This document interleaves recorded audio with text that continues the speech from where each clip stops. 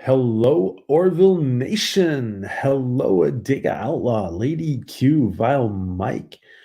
Hello, everybody who is in here. Steph, Little Page, Captain Robert, Mr. Lundell, PT. Hello, everybody. Mando, cast in the shadows. Hello, everybody. Welcome. You guys are probably freaking out because I actually started on time. I actually started a minute early, I think, from the listed time. Hello, Cryptic Charm, 47 Yorktown. Hello, Louise, Lydia. How are you guys? Great to see you. Wow. Wow. I hope everybody is having a happy Sunday. And today's Sunday, right? Right? Today's Sunday, right? I don't know. It's like every day is like the same. I think it's Sunday, right? Yeah, it's Sunday. How is everybody? Dave G. Hello, Dave G. Joe Lau from Hong Kong. Hey, Joe Lau. How are you?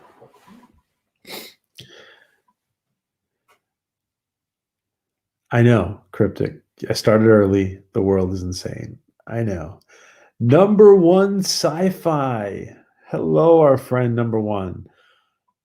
Hey, number one, do you want to just tell us how are you doing? How are you hanging in there? Can you give us a thumbs up if you're doing okay? We're all thinking about you, our friend number one. We're all thinking about you, buddy. We are all thinking about you.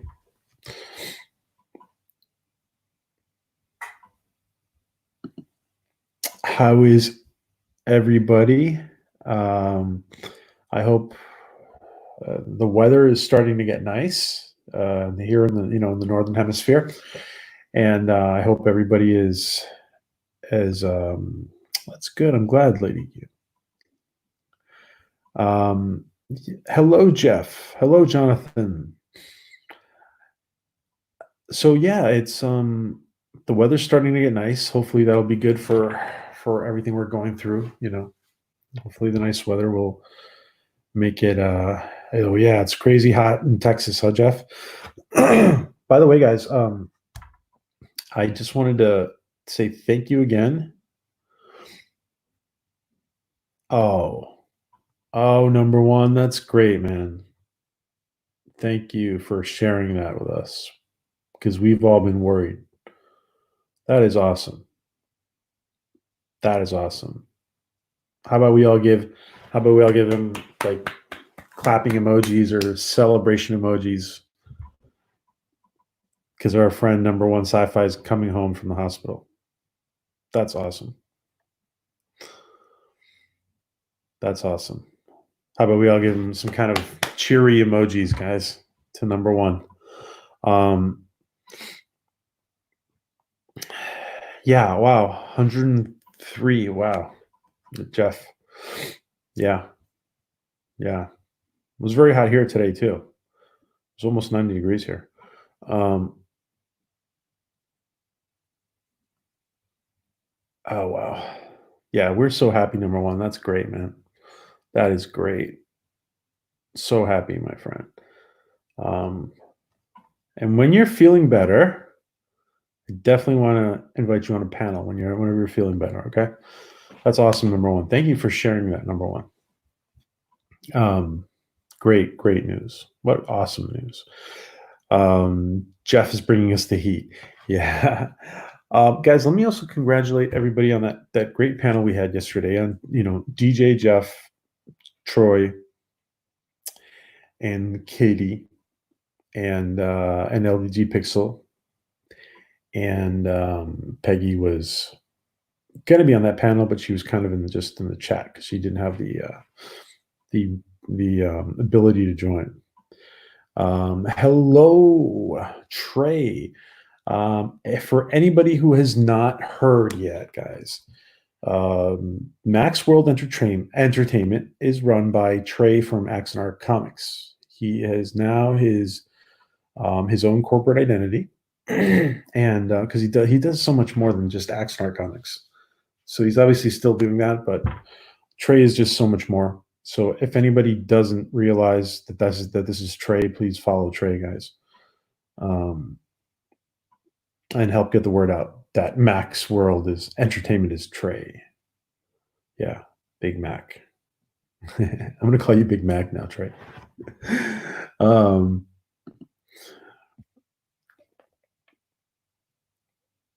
oh, that's good.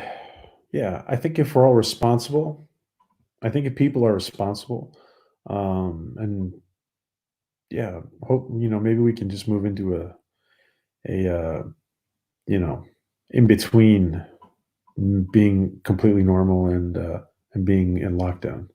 Hopefully, so. Um,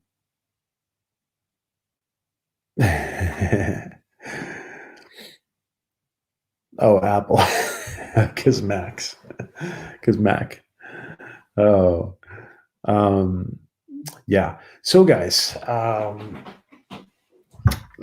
it's been an amazing week.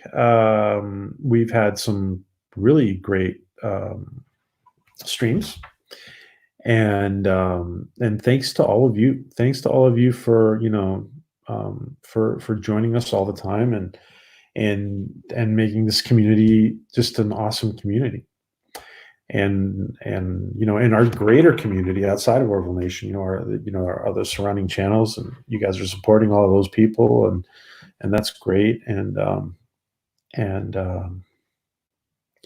yeah, I do want to mention that DJ is going to start to get really close to getting monetized. So if you guys can support DJ Odyssey, Sci-Fi Nation is also on that path.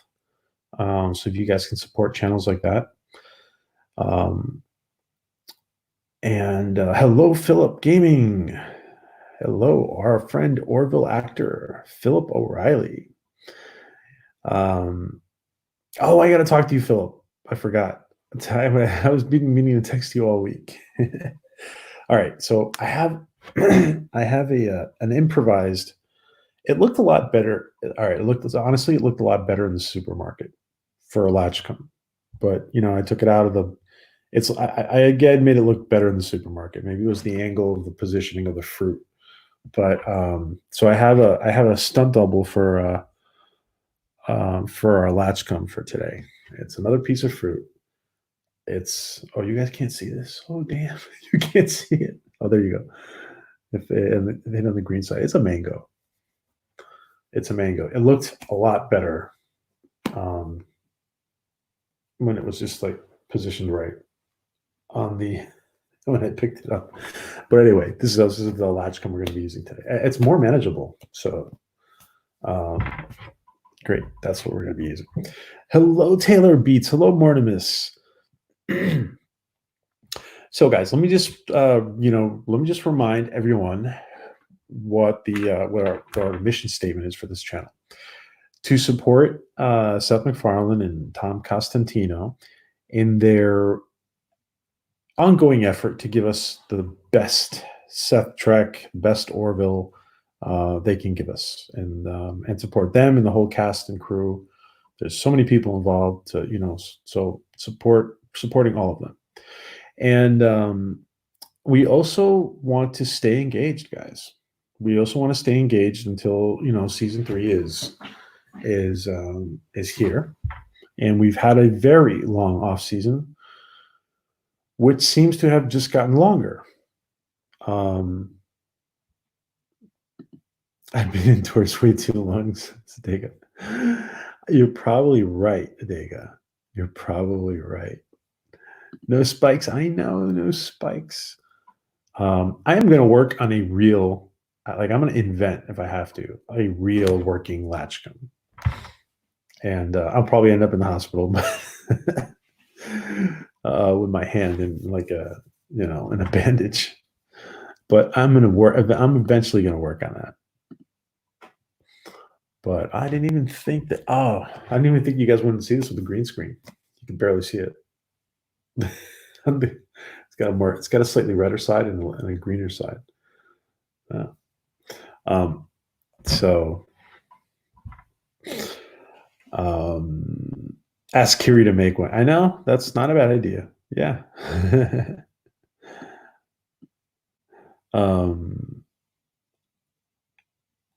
I got a PJ haircut to trim the sides a little bit and the back because I found a pair of clippers and I decided to go for it. Actually, it's passable.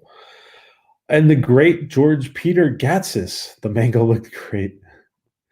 Thanks, George, because I think everybody was let down by the mango. To be honest, I think everybody was let down by the mango. They were expecting something a lot more spiky and dangerous, more dangerous looking piece of fruit. Hello, Val Mike. The chat crashed. Oh, thanks, Taylor. I didn't massacre my my hair. By the way, Fortean wanted me to do because I had said at first I said I'd do it. Fortean wanted me to do a live haircut on his channel, and he was going to guide me. But I just didn't see it happening. Like there was no way I could film it, and there was no way I could film it and actually like do a decent job, or end up not having to shave my head. So I figured it would be best not to do that right now. So hello, LJ. How are you? Oh, you thought it was going to be a piece of dragon fruit? Yeah, Duran. I look for it at places where I would think I could usually get it, and I didn't find it, Joe. So, yeah. So, well, at least I have something to throw, like to play with it. I at least have something to throw around. So yeah, and the other thing about our mission statement is to connect everyone to Orville podcasts and channels that are friendly to the Orville. I used to have a list that I used to read.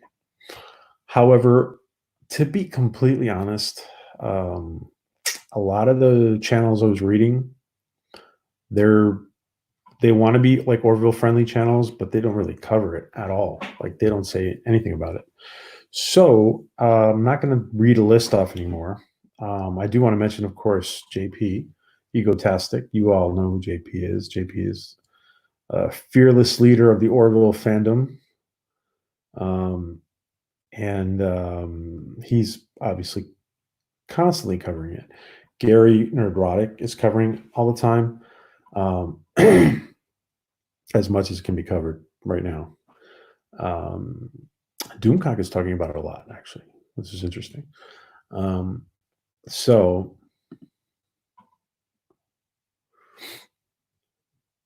yes, if only I knew someone with a 3D printer who could print out a great Latchkum. Who could that be? Could that be George? It could be George. So maybe I'll ask George.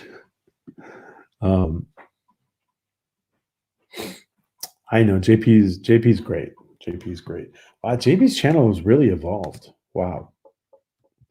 And he was doing gaming, and like I saw JP a long time ago, just like bits and pieces. I didn't start watching him, but I remember seeing him when he was like just doing gaming.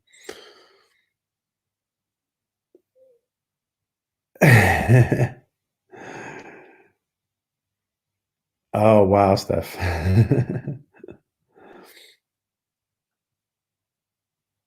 Oh, thank you, Bonnie. Thank you. So guys, by the way, does anybody want to tell us? I really want to be more and more upbeat with everything we do. So does anybody have a great comment to share? Like something great, something nice, something. Does anybody have something nice, something great that happened to them this week that you just want to share with everybody else? Let's be yes, Anti-Trekker does talk about the Oracle. Yeah, he does. Yeah. I can't wait to start actually like reviewing episodes. By the way,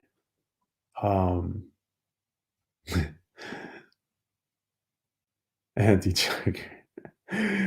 That's funny. I am going to review season 1 and 2 of the Orville. So I'm going to wait a little bit. So we kind of get through season 2, maybe, hopefully, not too much to wait for season 3. Stephen, question.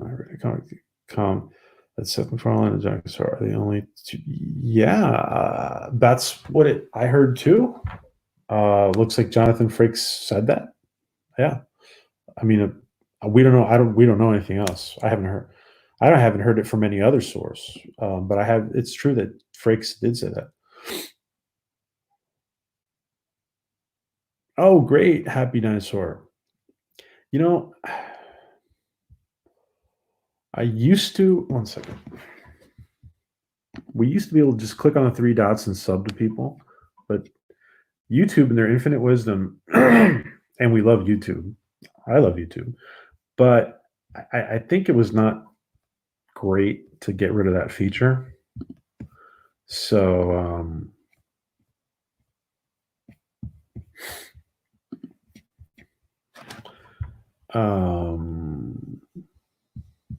Happy Dinosaur, if you DM me your channel, I will post it. So any great experiences that you guys had? Let's see. Oh, very homemade. Oh, sorry. I'm just very homemade fan art on Twitter. Also, oh wow, we'll have to check that out.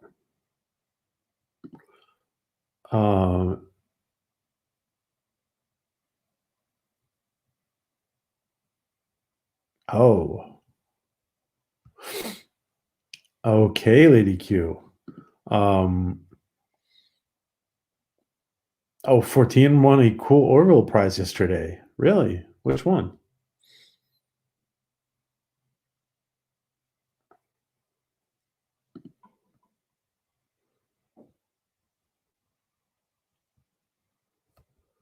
Let's see. I want to go through the comments.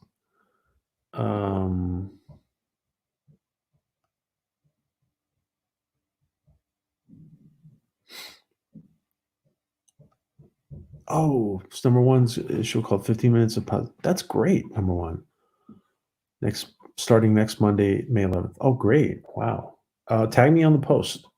Number one, tag me and I will retweet it and get it out there. That's great, man.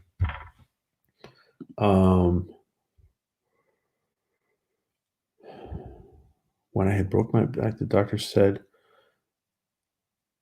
"Oh, Trey, you broke your back." Oh, I went for the first time.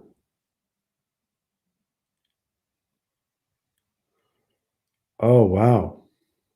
Wow, Trey. Well, that's good. That's great news, man. Wow. That is great news. I'm so happy, Mac. I am so happy. I didn't know you broke your back, or I don't remember you telling me that. Wow. Obviously, looks like you're recovered.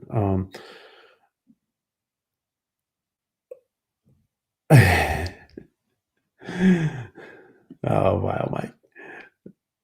Hey, Elihu. Now we can start. Now that Elihu and Adega are both here, we can start.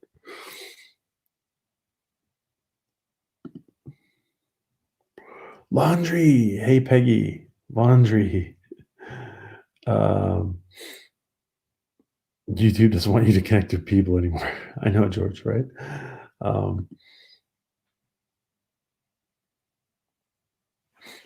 No, haircut's okay. It's okay. I don't think it's that bad. I cut my own hair. I don't think it's that bad. I don't know. You tell me. Like, actually, I'm gonna leave it off because it's crazy hot. Just finished rewatching season 1 of The Orville and realized that the first one was not.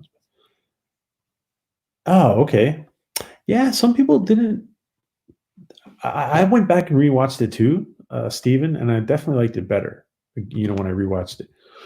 When I went back after season 2 and back into some of the early season 1 episodes, I really appreciate them a lot more. because I think we were all very much in analytical mode when we were first watching. Um,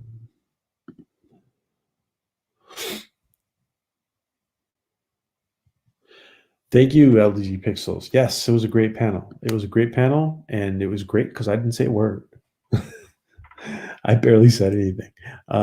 That's why it was great. Nothing new here. It's still. Oh yeah, Philip. Yeah, I want to talk to you about gaming. Hello, Ellie.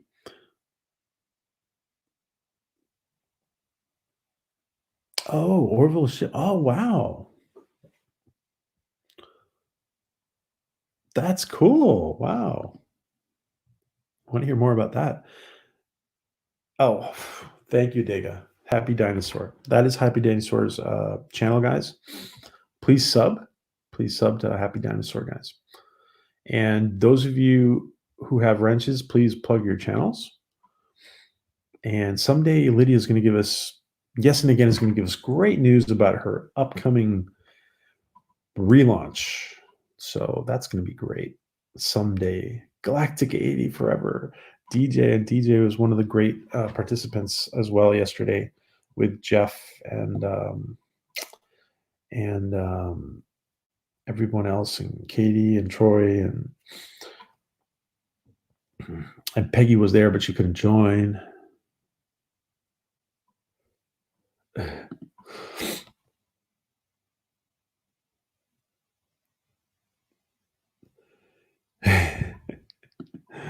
That's funny thing.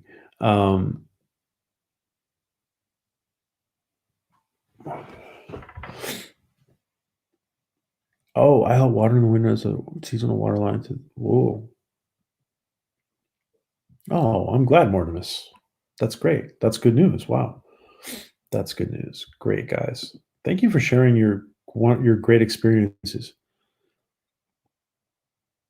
Oh, what episode, Elihu? Tell us. Please tell us.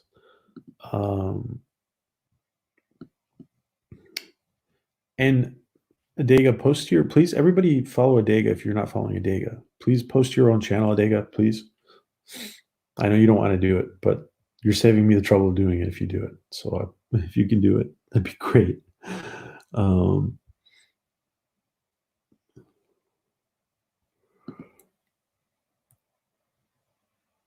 Oh, you did? Oh, wow. I'll have to check that out. Okay, number one. And guys, if you're not, if you just heard, number one just shared with all of us that he will be back, God willing, he will be back home from the hospital on Tuesday. So that is amazing news. Amazing news. We're so happy. Thanks. And thanks for sharing that, number one. All right. Hello, Captain Robert. And sub to Captain Robert, guys. Please sub to Captain Robert April. And Steph will be putting up his GoFundMe as well.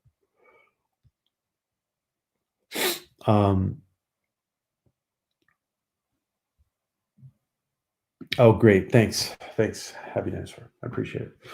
All right, let's start with some Latchkum. Are you ready for some Latchkum? All right.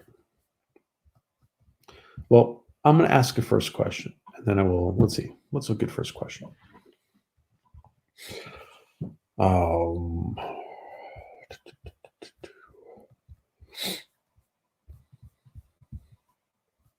Okay, here's a good question.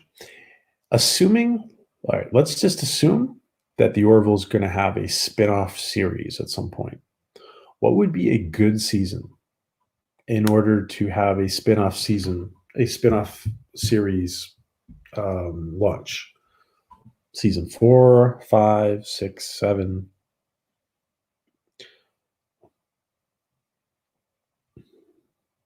All right, so let me say that again.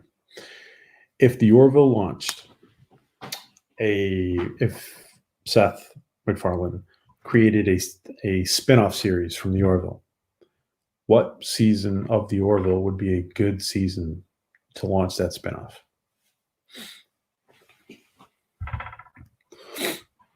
I think that I would say, oh, everybody's answering already. Okay. Peggy says 4 and 5. Wow. Adega says 6. 14 says 6. Lady Q says 5. Number one sci-fi says 5. Alaric. Female Mechlin Warriors. Yes, Elihu. Female Mechlin Warriors. 14 is a 6. Jeff says after season 4. The Wilbur, where everyone is batshit insane, really insane. They make that's funny. That's funny, Cryptic. Time for okay.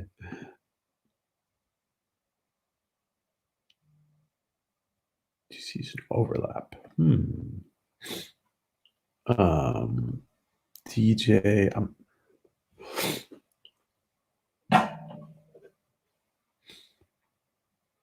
Do you want to? Can you explain that to me again? Can you explain that to me in more detail, Joseph? Oh, because I'm not sure what you mean.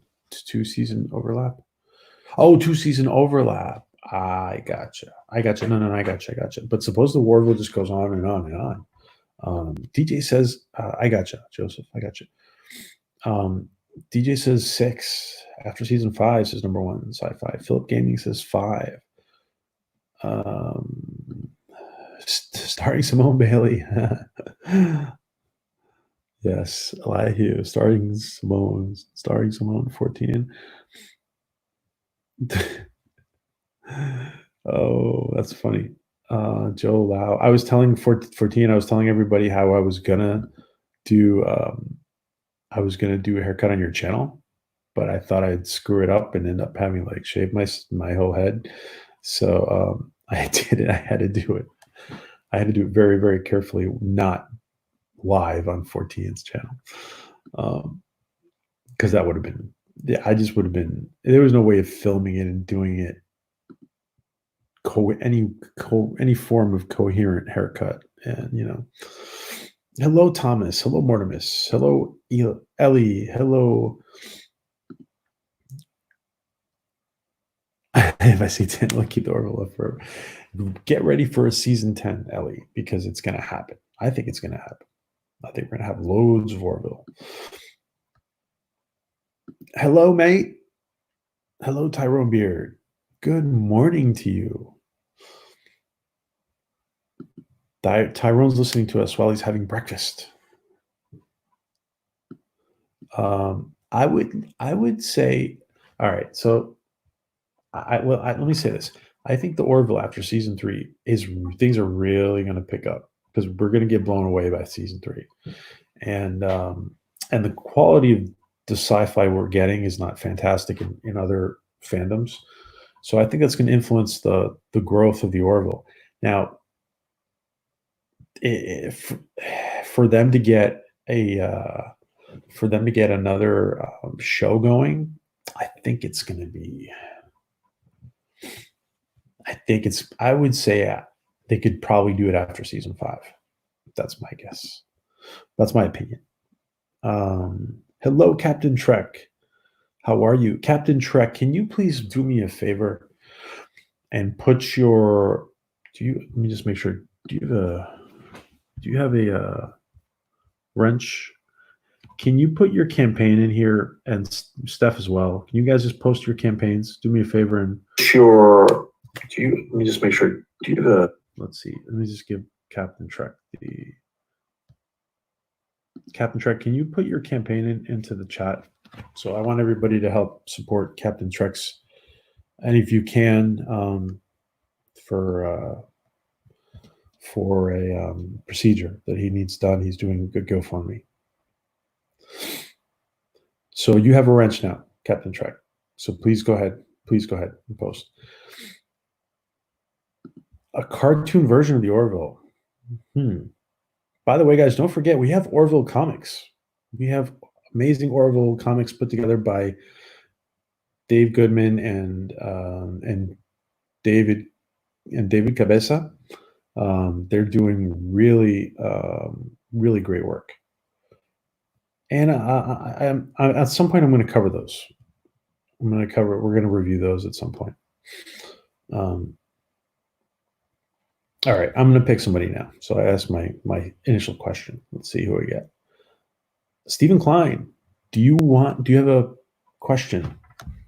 So we're taking the Latchkum. And we're throwing it to Stephen Klein. Stephen Klein, do you have a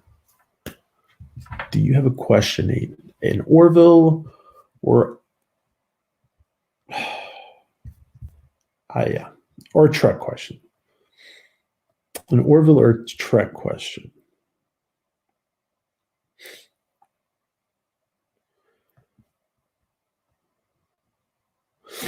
I know, right? Well, yeah, I've been thinking. Yeah, I was thinking about that too. Guys, please, if you can, whoever can. If you can't, that's okay. Just get the word out. But if you can, please support Captain Trek with his GoFundMe, and please support Captain Robert April with his as well. Let's see if Stephen wants to. Yes, Adiga. Let's see if Stephen wants to.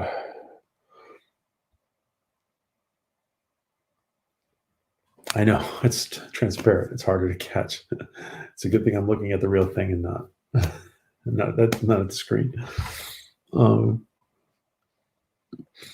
Let's see. I reckon a spinoff would have occasionally cameos, but generally would a whole new cast. Yeah.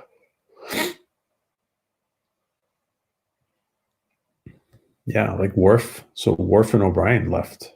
Worf and O'Brien left for the DS9, right? Who would leave the Orville? Let's see if Stephen has a question. Stephen usually has great questions. Let's see if he has a question. There's a slight delay. So let's see if he has it. He has a question. And again, I hope everybody's having a happy, magnificent Sunday. Hope everybody's staying safe. And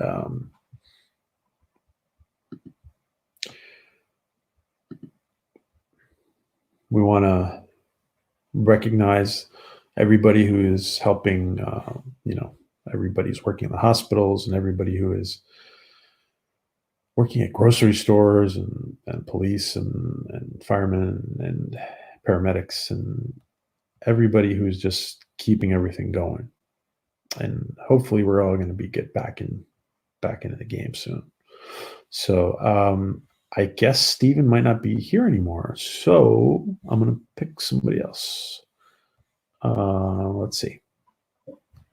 Wait, one more second. Oh no, that's not. I love it when O'Brien told Worf he was bored shitless on the Enterprise, just doing the same thing, and basically told Worf he was being a whiny little bitch. Let's see. All right, there we go. Stephen has great questions.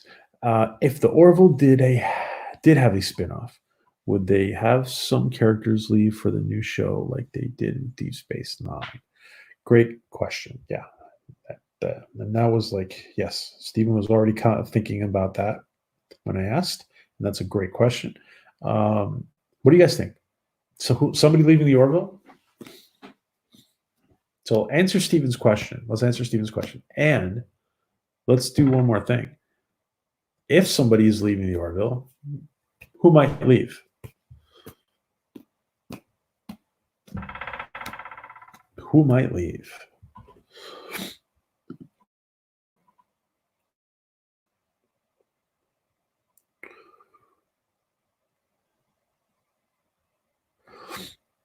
So the spinoff be another ship crew like the Orville. That's interesting. Well, a Union ship, they would have humans and aliens, and I would assume. Lady Q says probably. Don't forget. Yes. Thank the janitors. Absolutely. Actually, that's a good point, Elihu, because some of the few people who are working are cleaning services, and absolutely, orderlies, janitor staff, nursing assistants, they are doing a lot of the cleaning up. Um, yes, the janitorial staff is doing a lot of the cleaning up and doing a lot of disinfecting, and and a lot of sterilizing the public areas. Absolutely, Elihu. Thank you for pointing that out. How about Bortis Devor? Clyden takes a job on the spinoff. Oh, that's interesting, Cryptic. That's interesting. Okay. But if somebody left Yafit, if somebody left, it would be Yafit. That's interesting. Bortis to take a few command positions. Oh, new command position. Oh, Bortis takes command. I can't choose. As long as it's not Dan, I know. Cryptic loves Dan. She's always goes where she's needed.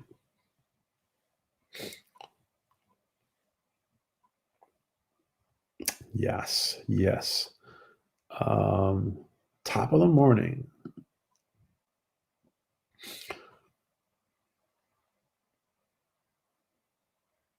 Interesting, Mr. Lundell. Gordon. Joined Special Forces. I gotta say, I have a lot of intuition about Yafet this season coming up. I'm going to talk more about that in another stream. How about Armin Shimmerin? Oh, that's a part owner. I like that, Mortimus. Yafet could lead perhaps an honorable last mission that forces him back to his home planet. Not only would he make fantastic art too, but I would love to see his chase for love continue.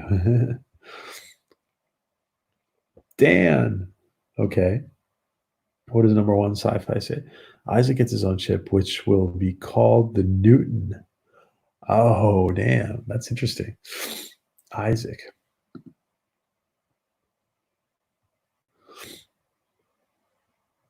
Oh, happy dinosaur. Yes.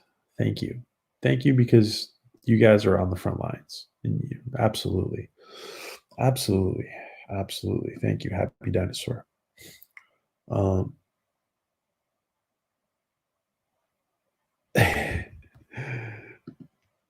Armature is the older this figures are saying. Oh, yes, Dan is quickly becoming a favorite. Yes, he is. He is. Yes, I want to see more of Yafit. I imagine it takes quite a bit of budget to do elaborate things with Yafit, but I think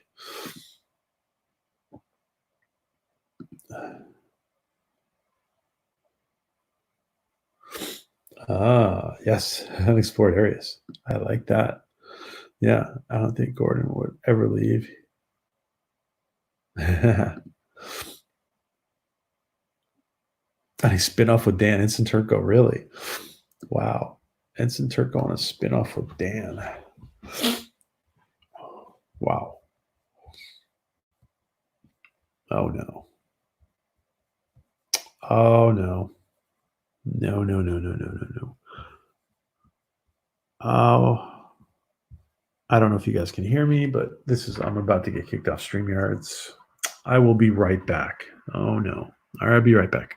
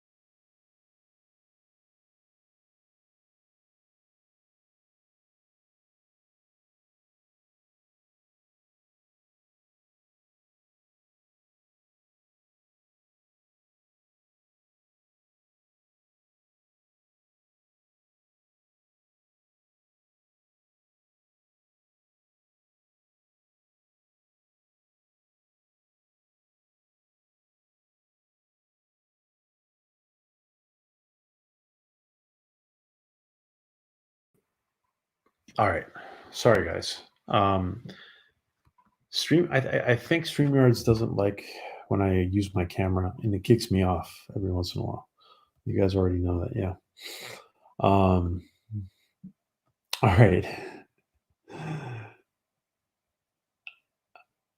Yafet, find love. Oh wow, I need a triple video. Yeah.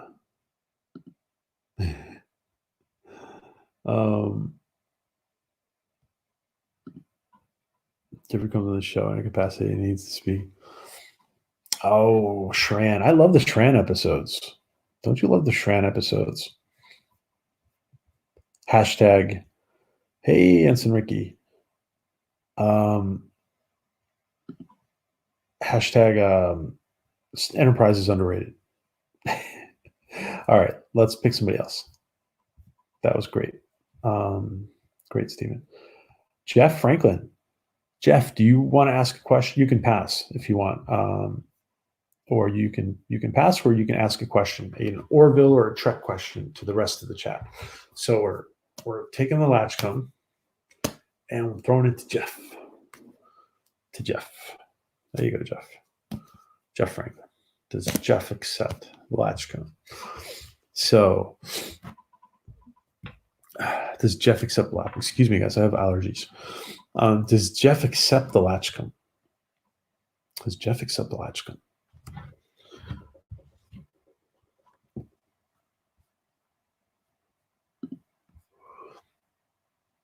Okay, so Jeff passes.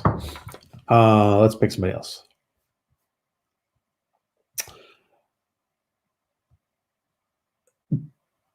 Taylor Beats, do you want to ask a question for an Orville or Trek question to the rest of the group? Let's see if Taylor Beats wants to.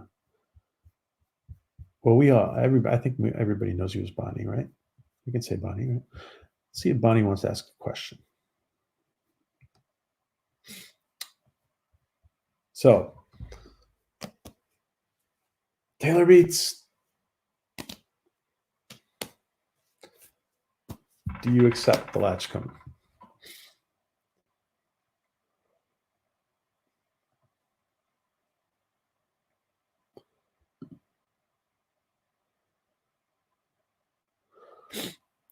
It's not quite lifted, Elihu. They're slowly relaxing different aspects, so it's not quite lifted yet. It's actually going to be very gradual, but yes, the answer is yes. Caitlin or better Borg. That's funny, Ensign Ricky. Caitlin or better Borg.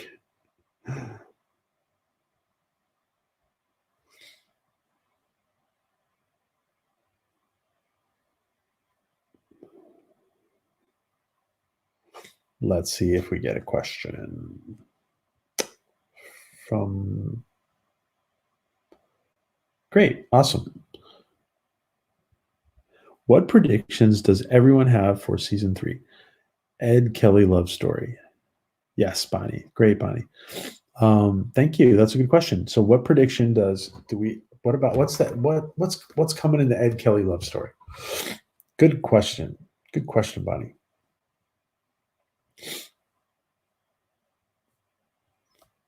What do you guys predict? What do you guys predict? Yes, Jeffrey. Is he underrated? I think a lot of people like him, actually. But yes, he's probably a little bit underrated. I don't want to see Ed and Kelly back together, to be honest. They make great friends and co-pilots.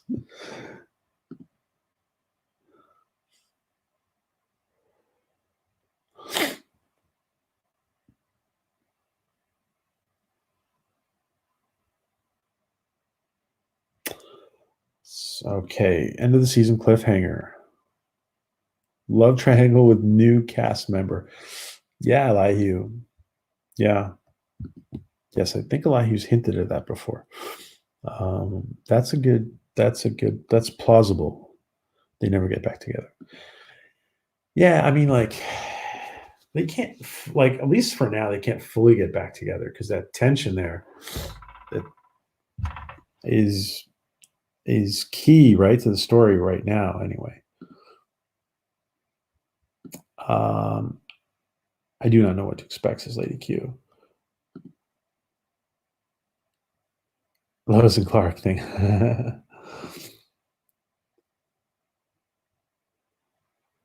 Oh, interesting. I predict lower deck center. Interesting.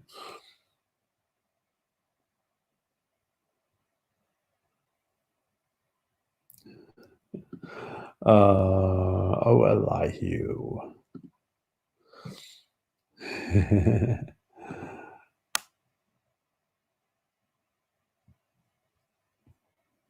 Yeah, 14. The Orville crew deals with a virus similar to one now, and someone important dies at the end of season 3. Oh, really? Wow. Diet smoke break. Interesting. Lower deck episode where Dan is a stud of lower decks. Oh, wow. That's interesting. Cryptic. Hello, Moira. Hugs. Hugs, Moira.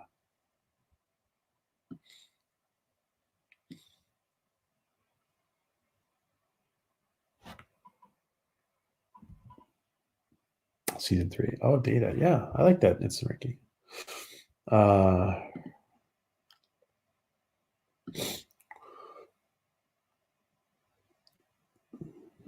Why can't they just be good friends who want the other to be happy, will support each other?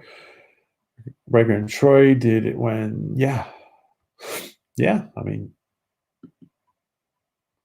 they could go on that for like that for years, and even if they finally end up together, which they probably will at some point down the road, once they start making Orville movies, and there's a Briar Patch situation, and there's and then they can get together. I predict we will see Kalan biologicals that survived and will be the key to destroying the Kalan, which will cause the conflict of Isaac. Stephen, I agree with that. Several people have said it. I think Cryptic said it at one time too, if I'm not mistaken. So I think, I think was it Cryptic who said? Was it you, Cryptic, who said sometime that that we might find the that like Kalan, like the Kalan race biologicals who created the Kalan might be in the Caliban Zoo.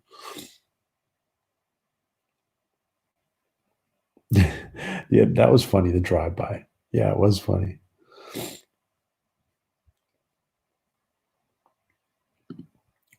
I think the love triangle is actually a very likely scenario for season 3, in my opinion. In an alternate reality, love the comic opening of them. Oh, love the comic book opening of them passing in dream sequence. They broke up. Excuse me, guys. I'm doing much better with my allergies, but it's still quite noticeable. I would like to see an episode where we follow a random crew member in either engineering or hospital bay. I would. I would. That would be interesting, Peggy. I remember when they did that in MASH. Meow right back at you, Moira. And guys, actually, one second.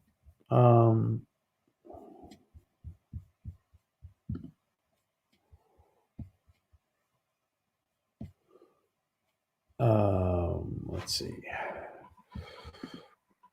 Moira, put your channel in, please. I'm giving you the wrench so you can put your channel in.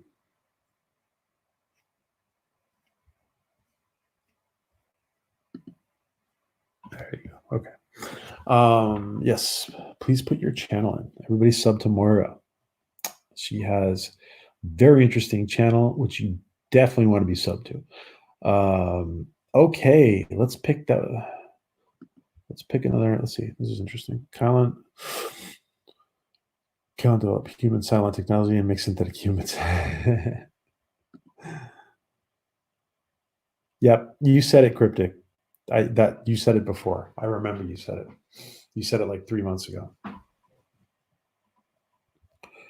And I've been referencing you. I've been giving you credit for the last 3 months, except at the beginning where I didn't remember if it was you or not. But I think somebody reminded that it was you. Reminded me that it was you. Yes, Moira, please put your challenge. Thank you. Everyone sub to Moira, guys. Please sub to Moira. Moira Kitty.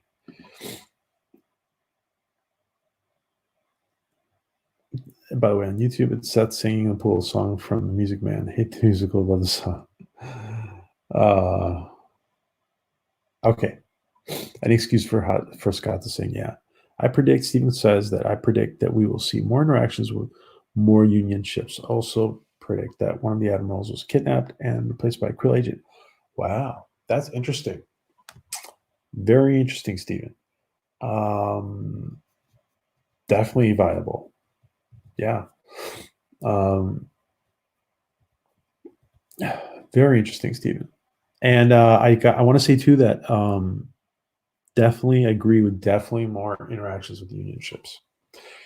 One of the things I want to do is I want to have like a stream just about predictions. So I'm gonna write up a whole bunch of predictions that I have for season 3, and I'm just gonna read them one day on the stream. So let's see. Sanitizer emoji, the new emojis. Let's see. Who do we have here? Elihu, do you have a question? So Latchkum, Elihu. Do you taking Latchkum and throwing it to Elihu? Let's see. There you go. You can see it. Elihu, do you have a question, Orville, or Trek question? Elihu.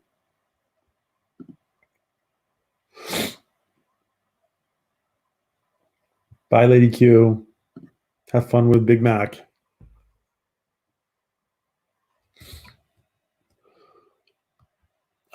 Let's see. A Mirror Universe musical episode. Oh, wow. That's a lot in one. That's a lot in one episode, Ensign Ricky.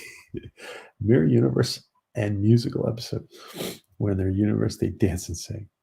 That's funny. You know what? I don't know. So many people have talked about the musical episode that I don't see how it's not going to happen at some point. I'm not sure about season 3, but it'll happen at some point. I predict season 3 of the Orville will feature a ship called the Orville.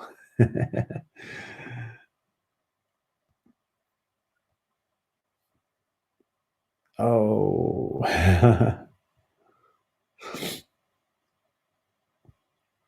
Let me type. Okay. Okay. So Elahi probably has a doozy for us. There was an episode of Buffy where they were singing and dancing through the whole episode. Oh, I don't remember that. Really? Yep. So that'll probably happen more at some point. There's an episode of Red Dwarf where they are split into their good and bad parts. Oh, wow. All right. So what Elihu is thinking, no, he's typing. He's typing. Elihu is typing away. A great question. Elihu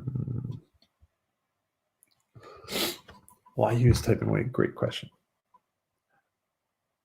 Guys, don't forget to please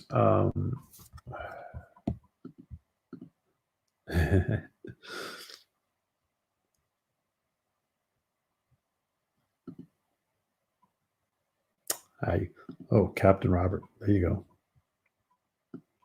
That's what he was called.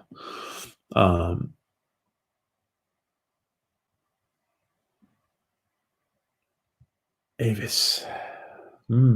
Yes, we will have everybody's. Hey, what if Avis is like a Q-like character, and this Q-like character is worshipped by the Krill. What if Avis is like a Q equivalent?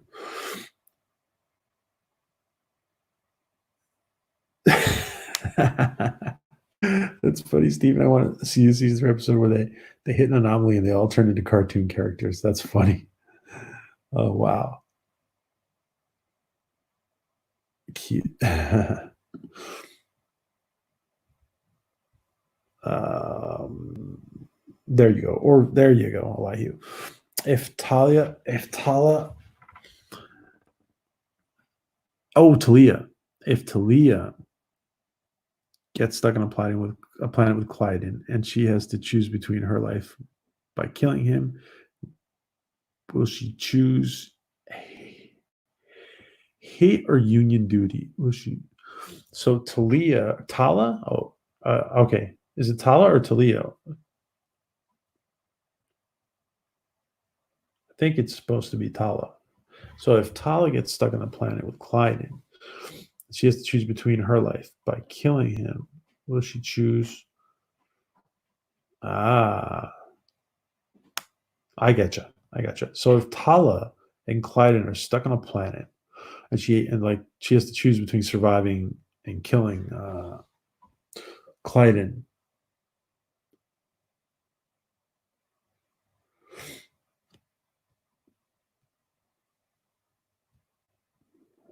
will she choose? Okay, will she choose her hate? All right, I'm just trying to frame the question a little bit. All right, so Tala and Clyden are on a planet, and they're stuck there, and she has to choose. So will she? She will she hate her union duties? I think she. Oh, okay. So all right, let's say this happens. So let's say Tala and Clyden are stuck on a planet.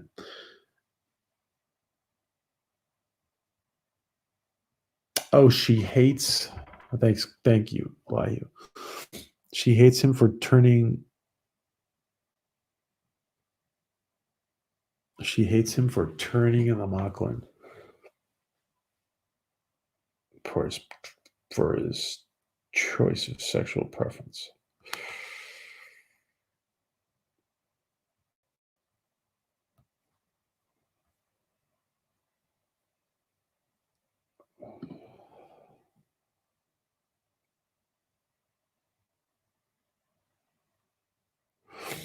I Elijah, I gotta say, all right, I'm a little confused. Just a little confused. Like, let's.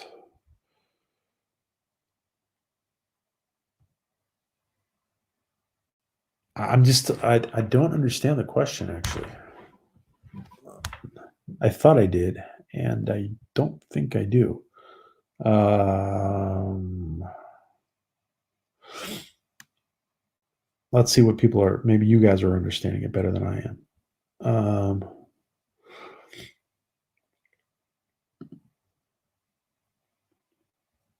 Can you?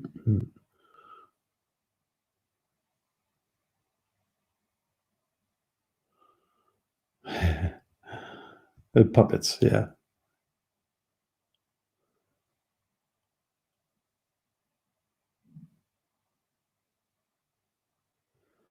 The Mocklins, there are more female Mocklins, but yeah.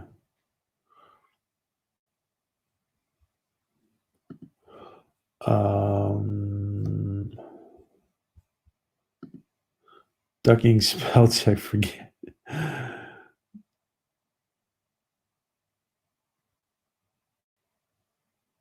Gotcha. Okay, gotcha. Okay, but yeah, the guy who fell in love, the Mocklin who fell in love with um, the Mocklin who fell in love with Tala. Gotcha, Lahi. Sorry. Okay, so all right, so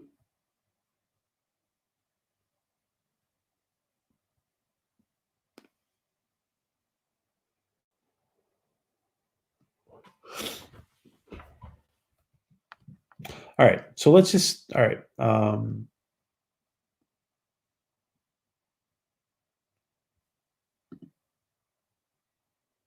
Yeah, Clyde calls her board, and yeah, they're wondering if she might. Okay. Okay. Thank you, Moira. Okay. Thanks. Sorry, Elihu. I was just not seeing it. Um,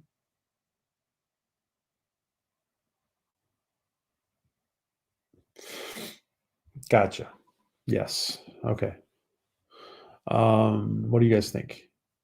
Does she kill? Does she get revenge on? Does she get revenge on Clyden?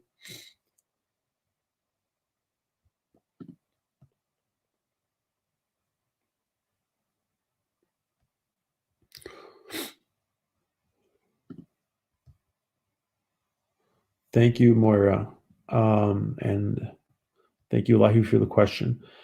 Um,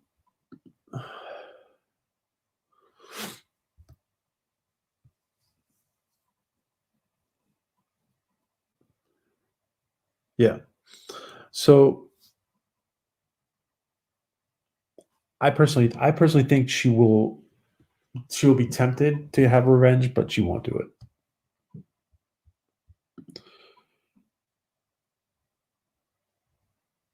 Yes, 14. Yeah, I think she's too dedicated.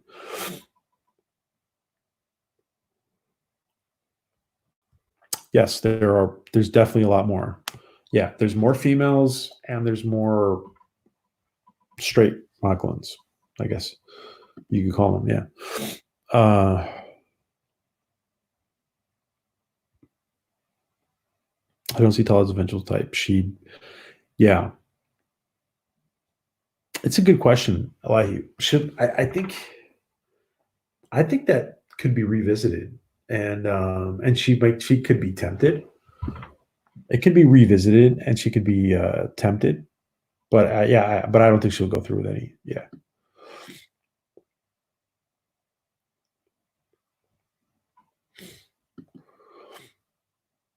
I do think that. I do think there's a chance. So two things could happen here. Like Clyden could come around, or they could just keep growing. Like him and Mortis could just keep growing apart. Both things could happen. Um, both things could happen.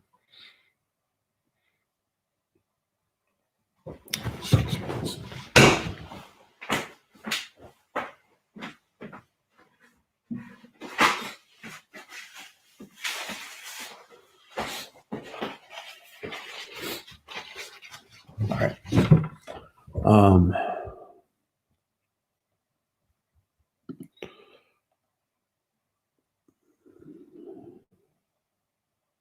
okay.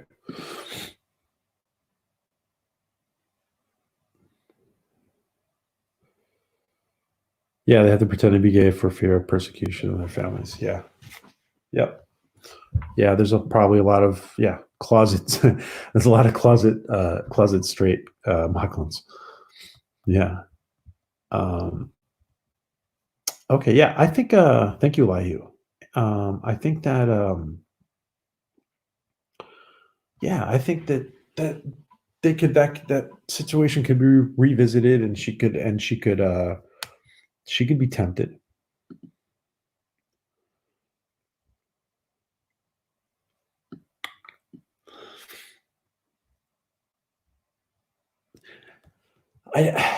Stephen, I got to tell you, I've thought about that before. At some point, like maybe he just maybe he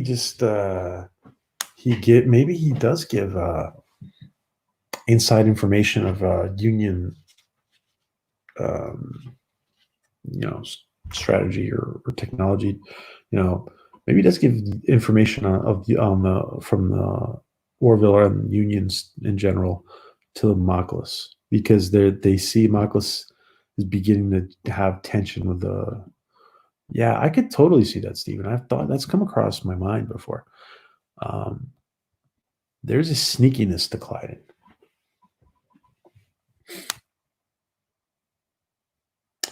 Let me ask the next question, because I want to ask. And on Stephen's comment there, I'm going to ask you guys: Do you, tell me, just all right. Is there a sneakiness to Clyden?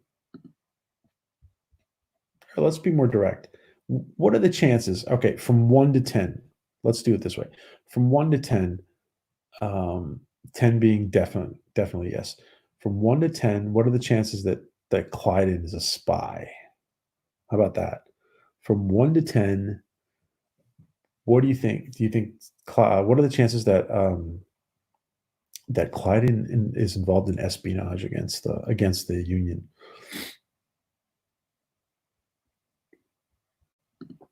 10 being he's definitely a spy.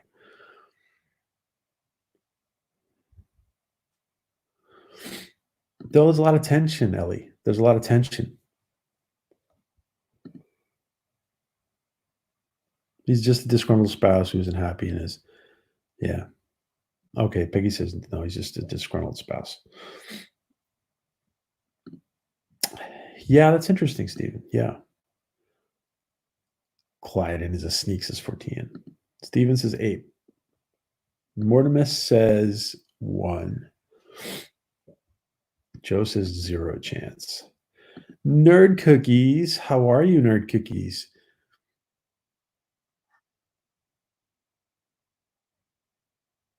Oh, wow. That seems like deep. All right, let's save that question. Let's save that for the next question. Nerd, Lane, one sec. Jeff says 4. 36 is like you. Yeah, actually, Stephen, Stephen, it's a good thing you brought that up. I would say I would be right on par with Stephen, like 8. I think Stephen said 8. 3, Clyde is just an a-hole, says Mr. Lindell. I would hate that, says Joe.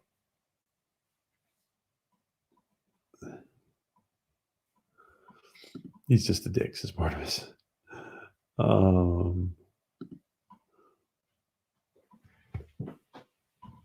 Bordis won't screw us over. No. Louis says no. I don't think he's spying. But I do think he would give away information if they asked for it. Yeah. Well, that's like, yeah, I understand. Like, he's like not an official spy, but he'd be a snitch, I guess is what you're saying. Yeah. See, he's totally he's an easy target to be recruited by that's a good point, Peggy. He's easy target to be recruited. Clyden's a bloody wanker. Yeah, also 7 out of 10. Clyden is a bloody wanker. Cryptic, so that's 7 out of 10. That's pretty high. Hello, Jim. That'll be the story. Ellie Wars handles the conflict with the clans, similar to Warfter. Yeah. Yeah, Jim. Yeah.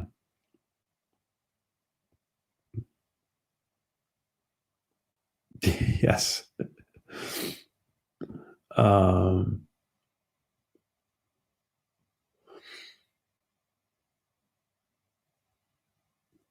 Mr. Miles, I have a question. Okay, why don't you ask your question, Mr. Miles? And meanwhile, why don't you type in your question? And meanwhile, we're going to ask Elaine's question. Nerd Cookies asks, do you think they will explore the effects that Mocklin divorce has on children? You know what?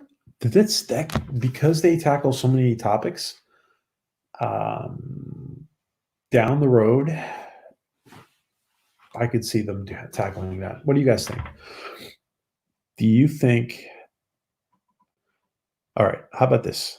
Let's rephrase it in human terms. Do you think traumatic divorce, and there is a lot of traumatic divorce, just like people just like, they get divorced and they're just like at each other's throats, or being really. So do you think traumatic divorce will be addressed through the Mocklins, as a social awareness issue? What do you guys think? Traumatic divorce? And we will get to Mr. Miles' question after Elaine's, since the divorce did not work. I could see Mercer and Kelly trying to keep him on the orbital for Bordis' sake because Yeah, child custody thing. Yeah. Yes, Peggy. All right, Martimus.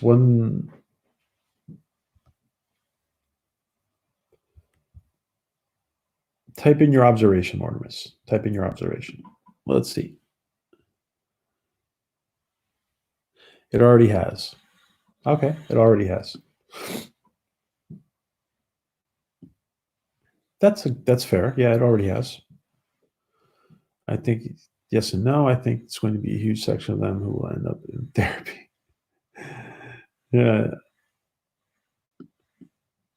Boris and Clyde, they're so nonchalant about it. Me, those who beliefs and cultures introduced to Mocking kids. Yeah, yeah, that's true. Yeah, Topa might be like, "What? Why'd you guys trying to kill yourselves?" Be the only Mocklins.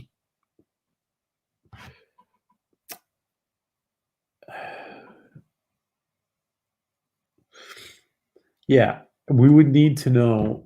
We would need to know other Mocklins getting a divorce. Yeah, it would.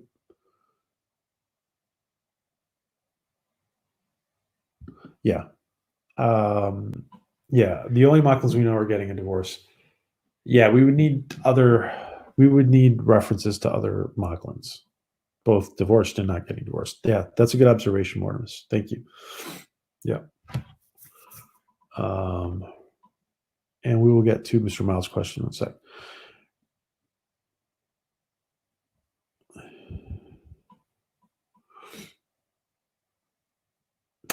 You know, Mortimus, I think they lightly touch upon, like, remember when and just in the episode about a girl that we were interviewing Rico the other day about, they do Scott Grimes, yeah, Gordon and John, like they bring a couple of beers and they sit down and they make him watch Rudolph. So like there's kind of like, and I think there was another reference to Christmas. Um, but anyway, I understand what you're saying. Um, that might not be religious, but it's cultural at least a cultural recognition of religious holidays. Um, I understand what you're saying, Mortimus. Yeah, I'm not sure if the show is going to go that way, but I understand what you're saying.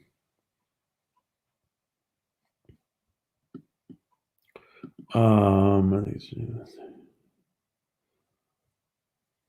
yeah, yeah. I think you were going to say the first time that they've seen that in Union, right? Yeah, I think Seth takes big issues like that. Possibly, Elaine. Yeah, I would think that. Listen, the problem is, listen, if we compare it to like TNG or other, regular Star Trek that we've had for years and years, that used to have like 20 something episodes, and the fact that they have 11 episodes, um, 10, 11, 12 episodes to deal with, it might be a while before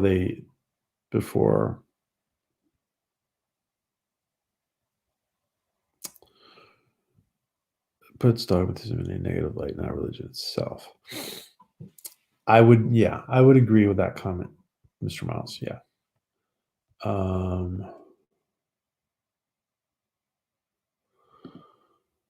is he an atheist?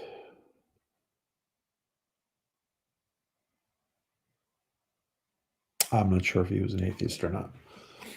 Um,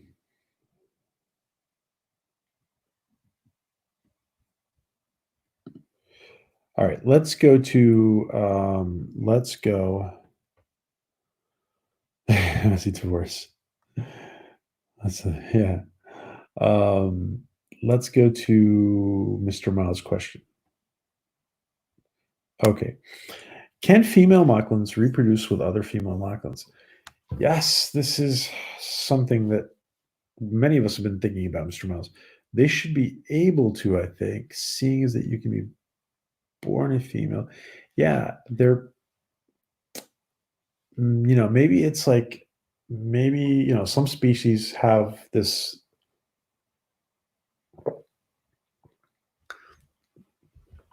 That's a good question. Let's just leave it at that. That's a good question. I would say yes. Yeah, I would say yes.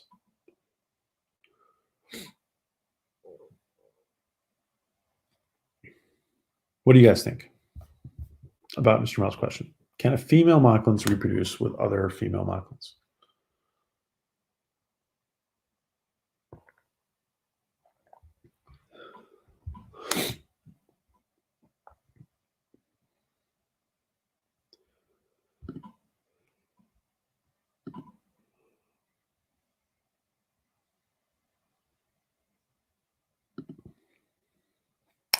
If two males are having, all right, let's say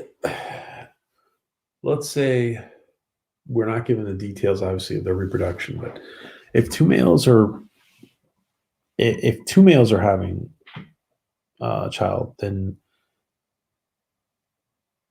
probably two females might, in fact, probably any two mocklins might be able to.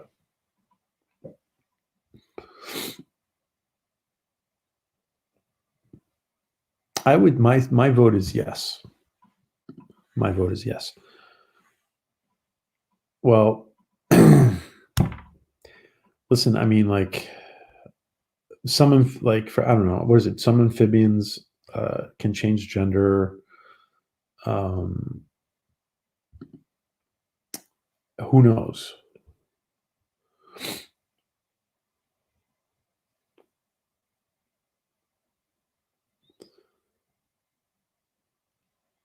Yeah, independent species. How do you?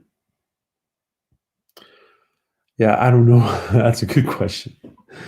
Um, who has the egg? Oh, I don't think they're going to address that, at least anytime soon, Mr. Lundell, to be honest.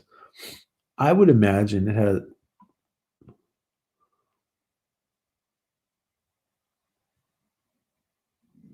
yeah, yeah.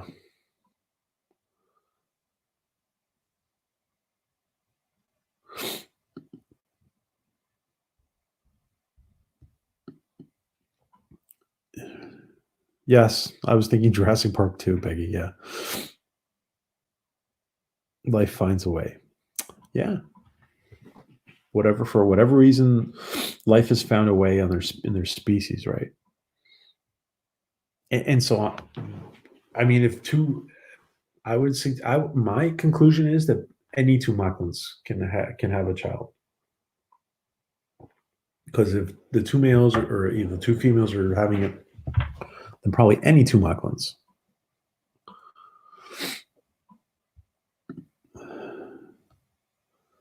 Seahorses, thank you. Jim, thank you.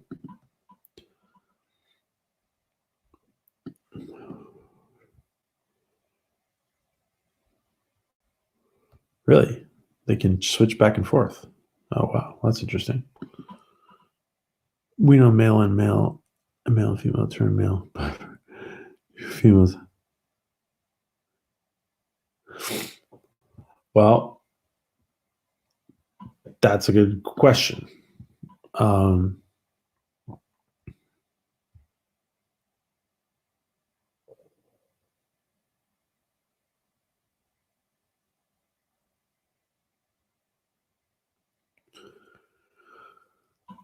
listen, I don't think when she starts smuggling female Mocklins off the planet, I think that not that much time has gone by since she was taken from her, hermit life.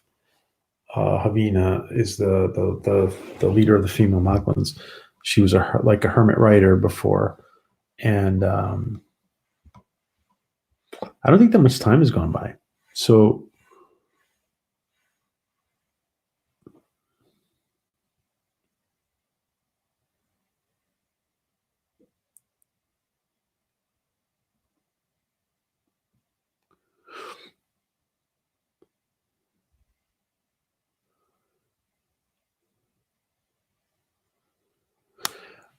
Well, I think Stephen, that the reason they're smuggling all of them is just so that they have a life. Of they don't have a life, they're not oppressed, or they're not, you know, forced to be gender corrected. Rabbit hole. All right, I am going to pick a new question.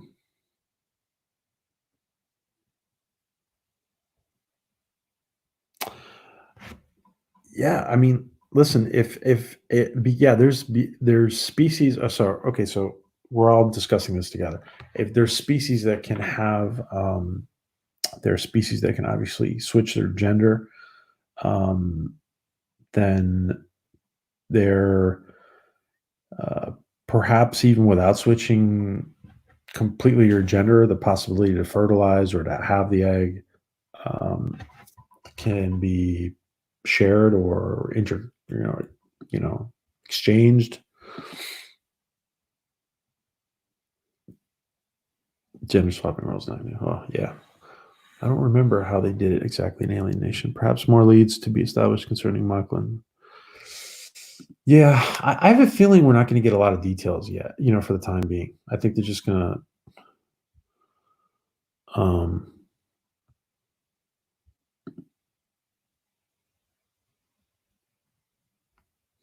right, let's pick another question.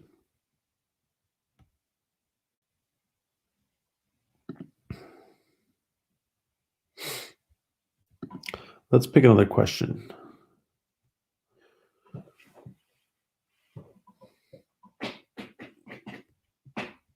Okay, I don't understand that, Ellie. Otherwise, I would take it. Let's see. Let me ask. Let me find somebody. All right. Let's see. Mortimus, do you have a question? Do you have a question for the rest of the group? Oh, they had 3 genders. Alienation had 3 genders. Okay.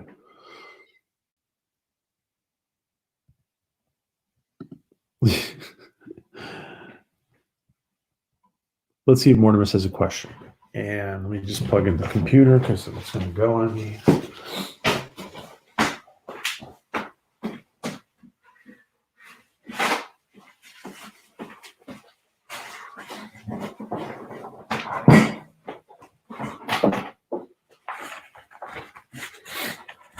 Let's see. All right.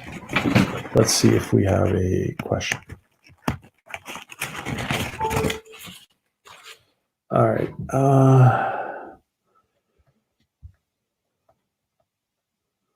Let's see if Mortimus has a question.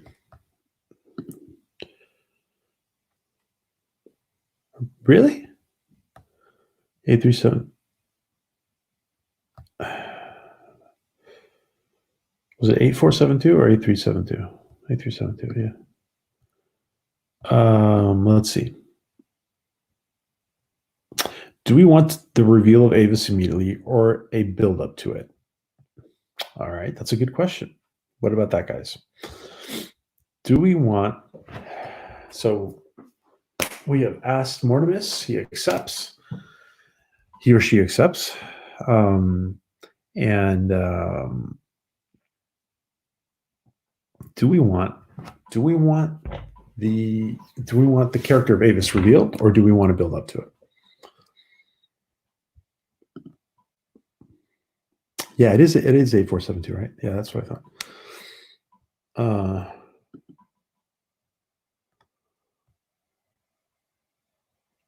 Everybody wants William Shatner to be Avis.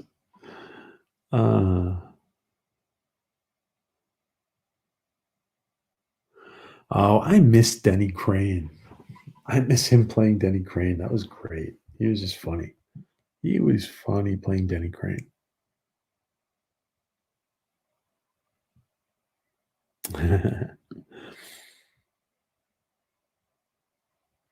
My green screen. Yes, I have to tidy my green screen, Mr. Miles. I do. I do. Well, it's more my lighting. It's actually more my lighting, not my green screen. I have to tidy, but it's the same thing.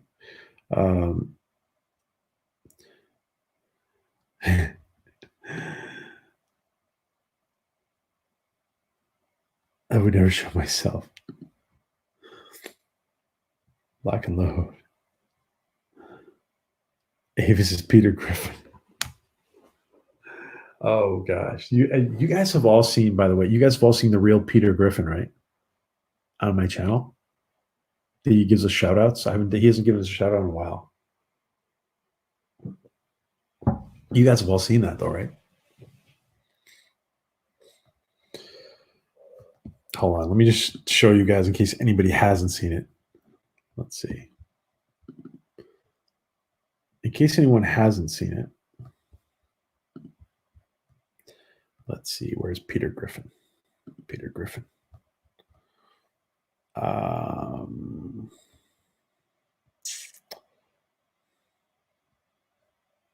Wait, where's Peter Griffin?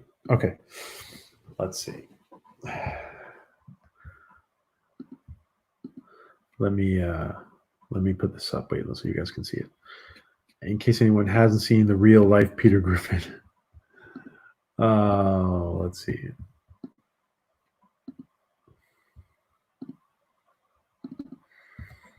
All right, here goes. How's it going there? Real life Peter Griffin here, telling you guys to subscribe to Orville Nation on YouTube. You know, now that Seth MacFarlane is a big-time space captain, he doesn't have to do my voice anymore. So I can do my own voice. Thank you very much, Seth. But go follow Space Captain Seth and watch Orville Nation. Freaking sweet. Isn't that funny? How's it going there? Real life Peter Griffin here, telling you guys to subscribe to Orville Nation on YouTube. You know, now that Seth MacFarlane is a big-time space captain, he doesn't have to do my voice anymore. So I can do my own voice. Thank you very much, Seth. But go follow Space Captain Seth and watch Orville Nation. Freaking sweet. Isn't he great? He's so good, man. He's just so good. All right. He's just so good. Sorry, guys. I just had to show you guys that. Some people hadn't seen it, I guess.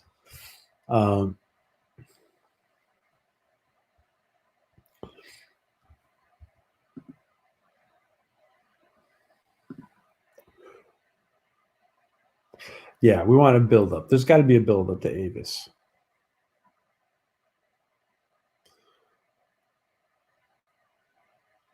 Oh, spiritual realm. Gotcha, Mr. Lindell.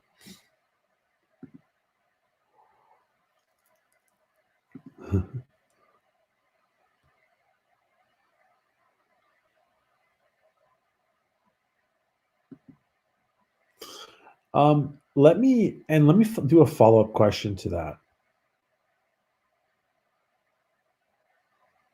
Let me do do you guys, I throw notice as it hurts. Yeah. He tries harder. Yeah. What about this, guys? A follow-up question to that question. Is Avis, what are the chances that Avis is Cisco? Oh yeah. Avery Brooks, yeah. Yeah, I don't think it's gonna happen, but who knows? Actually, I asked I was in the chat on the Seventh Rule the other day with Ryan and Sirac. I wasn't on the panel. I was just in the chat, and I asked them, and I asked them if we would ever see any Sirac and Avery back together. You know, Jake and Dad says go back together. You know, outside of Star Trek. And Sirac was basically saying that Avery Brooks was done with acting. That it would have to be something really, really special or, you know, close to his heart for him to come back to acting. Who knows? Maybe Seth can convince him. But what kind of a crisis would need to get revealed? Yeah, so my follow-up question to you guys, is to this. Could Avis be a Q-like character? What do you guys think? Could Avis be a Q-like character? I'm going to turn off my camera for a few seconds, just because it's heating up. Could Avis be a Q-like character? Let's see. What kind of crisis would we need Avis to be real? So, what kind of could Avis be a Q-like character?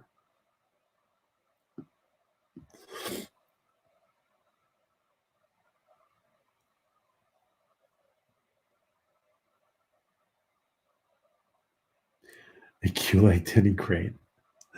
Okay. A Q-like. What do you guys think? Can he be a character?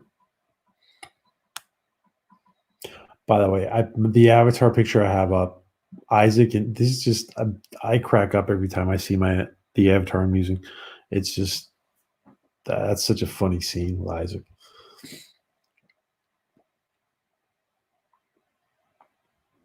Let's see. Maybe more a shapeshifter. Okay.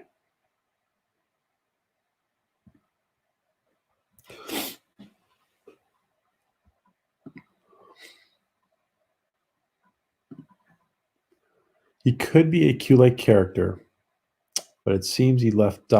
He could be like Q-like, but it seems he left Doctrine and doesn't make appearances. If it were a TOS, he'd be a computer. Okay, interesting, Louise. Anybody else? A Q-like character? Can Avis, the god of the Krill, be a Q-like character?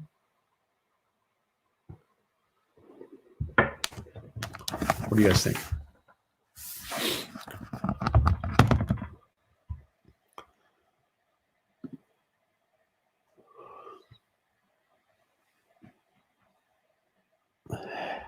Yeah, he's definitely. He's definitely not a Krill. Yeah, if he's a Q-like character, he's not a Krill. Like he can appear as a Krill, but he's something else. Yeah, he's like just like Q appears as a human just for building rapport's sake. Let's say that the Krill admire strength in battle, and I would love if Avis was something as small as a mouse, but like a super buff mouse. That's funny, LJ. Yeah, that's interesting.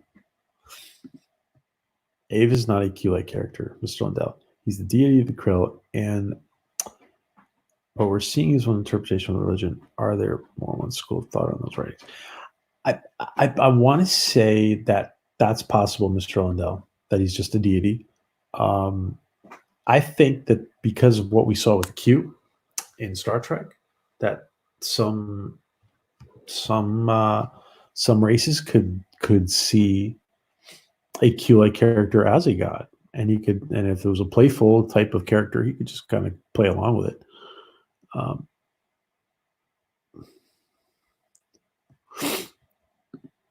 Interesting. Spirits don't have to be a con. Star Trek team. Yes, Elijah.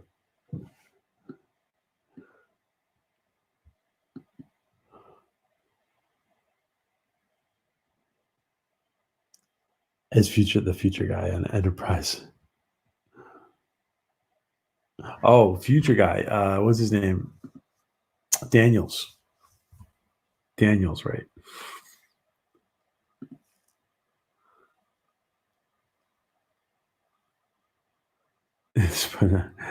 Yeah, Squidward. You're probably not the only one, Peggy.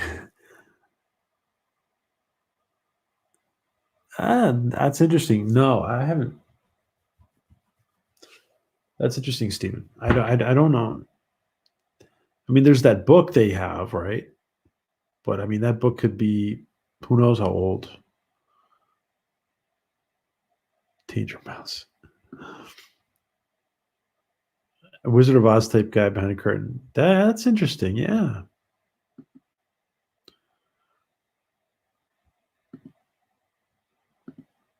Yeah, Kevin Daniels. All right, let's go for a different question. All right. I'm picking. Oh, wait. Somebody who hasn't asked a question. Louise, do you have a question for Louise Sparrow? Do you have a question for an Orville or Star Trek question? An Orville or Star Trek question, Louise? An Orville or Star Trek question?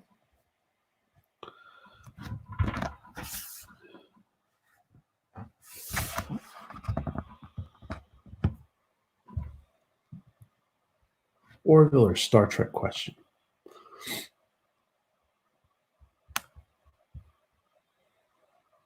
It's very hot in the room I'm in, and the computer seems to be kind of just running hot. So that's why I turned off my camera for a little bit. Latchkum, yes, 40. So let's see if Louise accepts.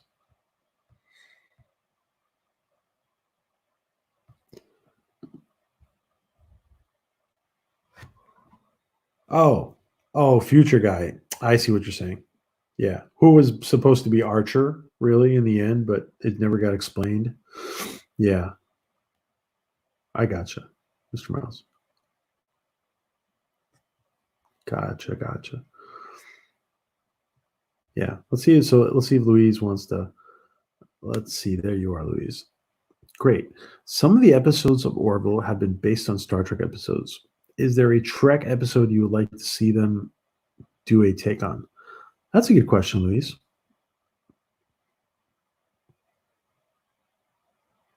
That's a good question, and that's nice. That's an interesting comment. What if Avis is human? Yeah. All right. Is there a Star Trek episode that you would like to? I could think of a couple. That's a good question, Louise. Great. So is there a Star Trek episode you would like to see the Orville do their take on it? What do you guys think? Is there a Star Trek episode? I knew it. Somebody would say Tribbles. Oh, yeah. Stephen Klein, Cause and Effect. Yes. Oh, that's definitely going to happen. I could totally see that, Stephen. Totally. I could totally see Cause and Effect. Yeah. What a great episode. And Tribbles, you know what? In a kind of a really parody episode, just kind of like poking fun. By the way, it was interesting because Gary from Nerdrotic one day said a few months ago, he says, get ready for the biggest troll like in cinematic history or like TV history. Like, and I totally see that. There's probably going to be things in season 3 that are going to poke fun at Trek. Arena. TOS, right? Yeah.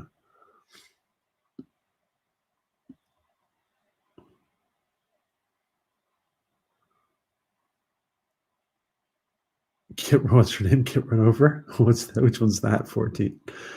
Naked Time. Yeah.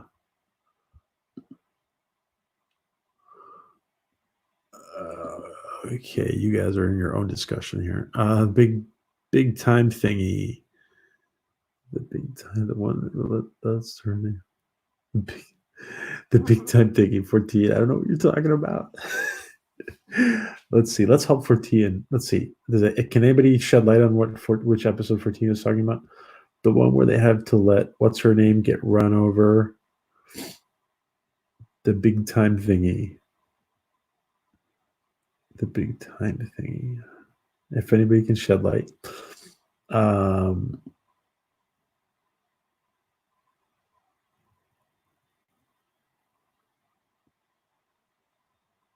Oh, that's interesting. Yeah, I can see that. Mortimus. Giant green space hand. Yes, you've been looking at George's cartoons, haven't you, Elihu?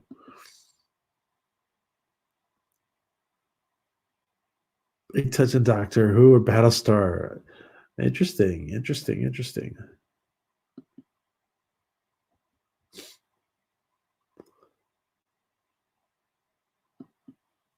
know what I'm going to say? What my answer to this would be? I could see them doing something like Augments, like the Augments.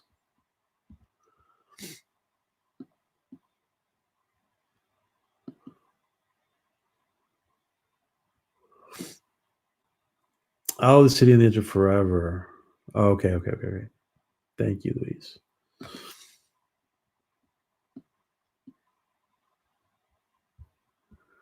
Thank you, 14. Yes. Thank you. Sorry.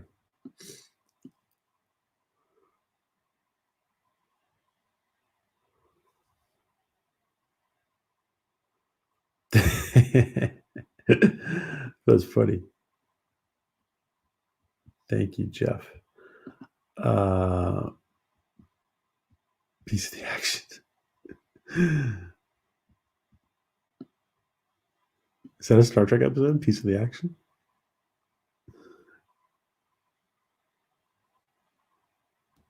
Oh, let's see.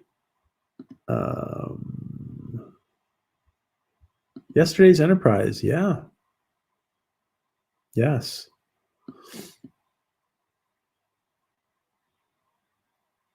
Triskelion episode with Ed Gordon and Tala.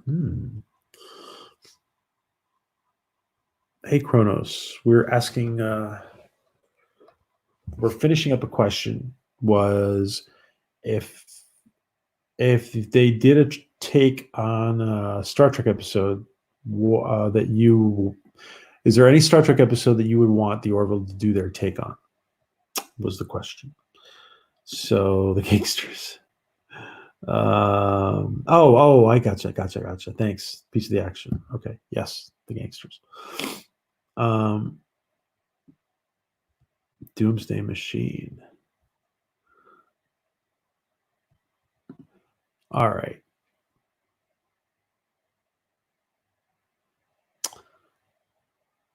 Mixed species. Yeah. There's been a lot of mixed species episodes on Star Trek. Yeah. Worf's wife, half human, half Klingon. Mirror. Yeah, cause and effect. Yes, Kronos. Yeah, somebody mentioned cause and effect. That's a great episode. Yeah, that was a good episode for TN. Yeah, they all wake up and there's that guy. There's that extra officer who's the alien. His name was he was the first officer, right? The alien was the first officer. Yeah, they didn't know, and then like Worf said that maybe he was a captain. Yeah, Spock's brain. Oh, Spock's brain. So Spock's brain. Yeah, Spock's brain. Yeah.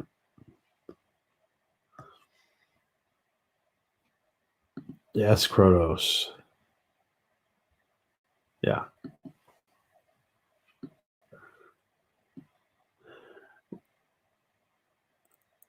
Yeah, and they were the one where they were all abducted. Cryptic charm. Yeah, that was interesting too.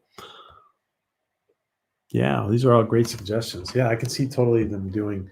You know, it's interesting though too because the Orville really is becoming its own thing, but the Orville is really becoming its own thing.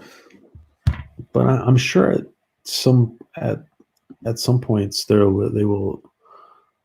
they can address very similar stories to some of these episodes we're talking about.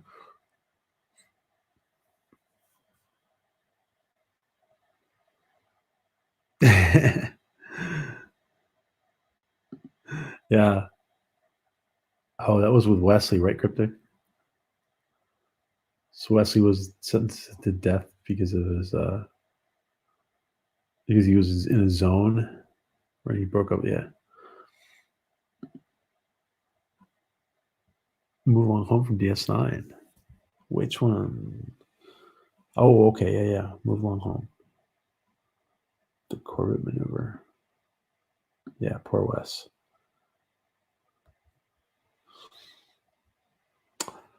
Mr. Lindell, which one was that? I don't remember. Which one was Move Along Home? What happened in that episode?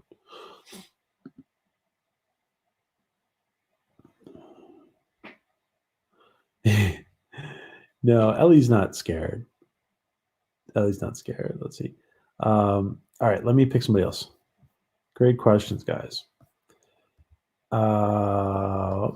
Somebody who hasn't. For Tian, do you have a question? A Star Trek or Orville question?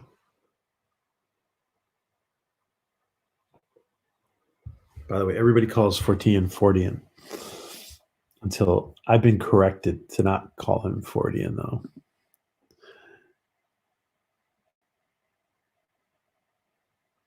Sure. I just wonder what you all think the message was as far as love. Yes, ask the question, Ellie, if you want. Fortean, do you have a question? Oh, there you go. Yes, Ellie, you can ask a question. We'll take it after Fortean. If Apsara was real, would you drink it? Also, would you get involved in the dog poo fight in the parks and recreation? Not Orville. Okay. Yes. Fortean was impressed with the dog poo fight. That's disgusting, actually. Would you drink it? Would you drink the Apsara if it was real? Hello, Tiki of Doom.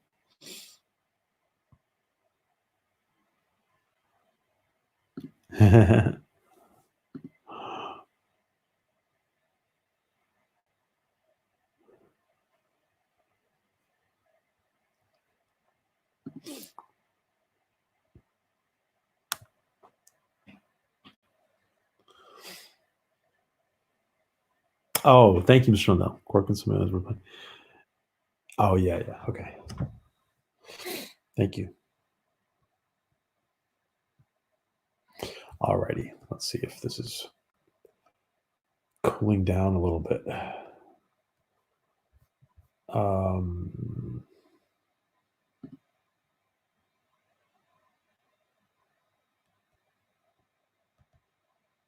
Oh, thank you, Tiki.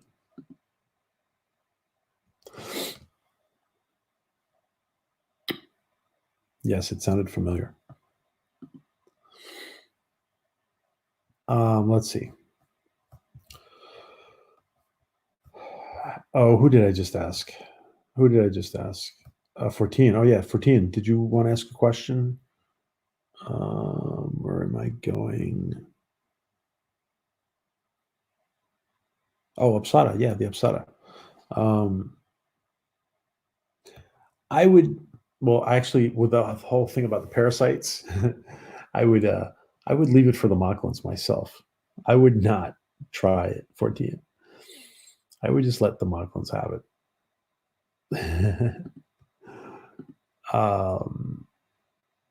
Anybody else on Apsara? If you would really try it, and let's see. Let's take a couple more questions before we wrap up.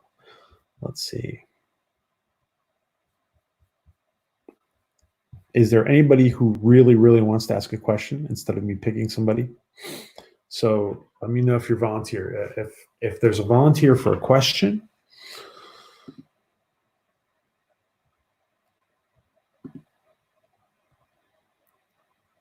the other crew sits around and plays D&D when the holodeck breaks down. Yeah. Oh, they're gonna have holodeck simulator. There's got to be some simulator malfunction episode, right?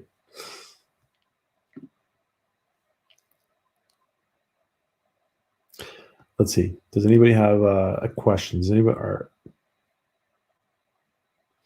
Mortimus? Would a super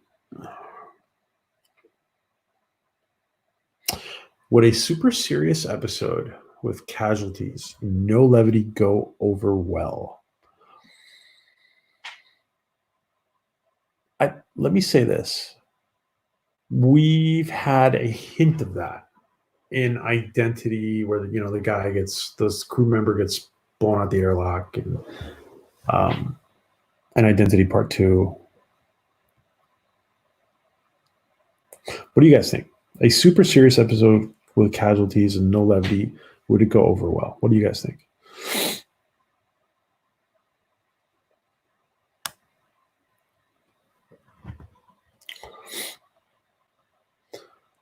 Let's take Mortimer's question. Would a super serious episode with casualties and no levity go over well?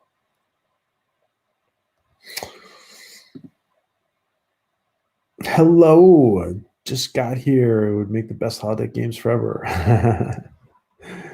Yes, we were just talking about Mr. Infinity. We were just talking about a simulator gone wrong, possibility of a simulator gone wrong episode. Let's see. So a super serious episode with casualties and no levity go over well for the Orville. What do you guys think? Responses. All right, Ellie, I will ask your question after that. One sec. I will ask your question.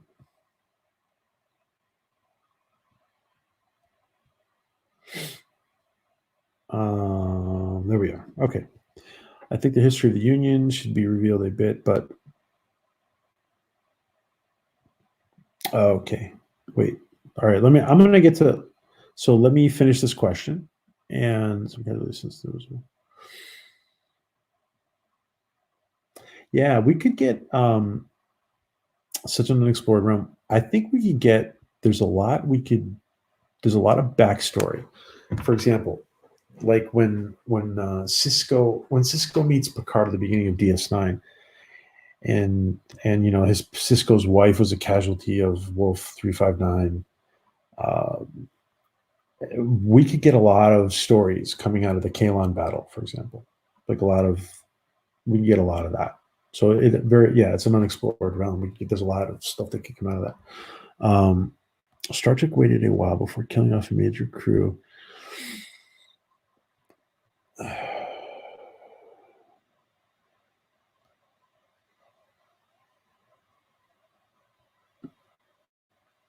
It has had casualties. It's just not been anybody that we're focused on. The Reds just got killed in the Identity Part 2. Yeah. There have been, people have been red-shirted.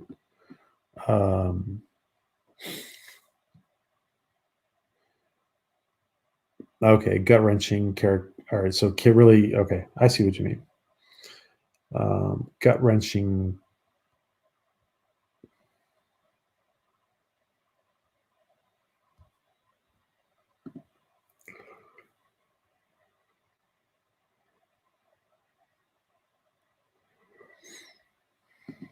Well, we could have, listen, Identity Part 2 was not that, well, it had a few moments, but it was a lot more serious.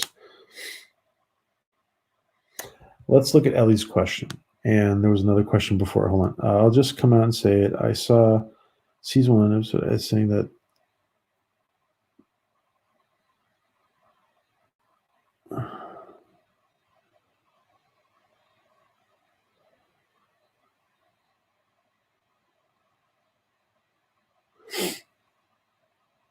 whoa, wait.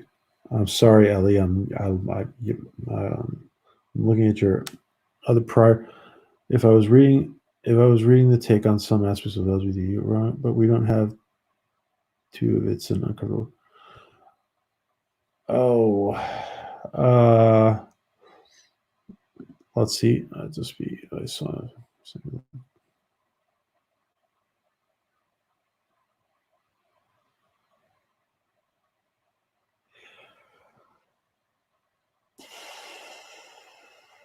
I'm not sure what you're referring to, Ellie. If you could, I'm not sure what you're referring to right now. If you could specify a little bit. Battle simulator.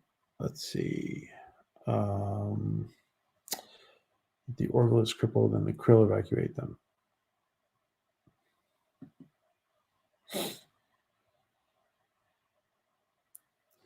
Keep us optimistic.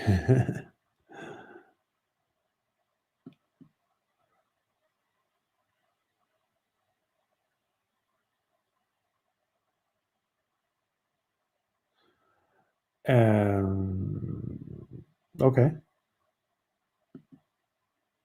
Yeah. Yeah, we're definitely going to see more of Marina Sirtis, I think. And, she's part of the crew now.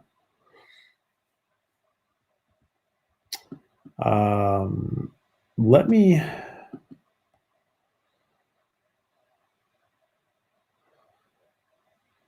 the guy who got spaced by the Kalen. Yeah, the guy who got spaced by. Yeah, there has been.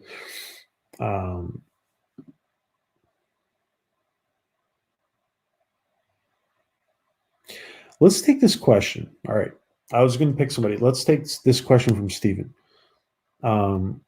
What upgrades might we see on the Orville after, or Union ships in general after the Kalan battle? What do you guys think about that?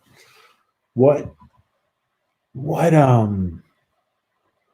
upgrades?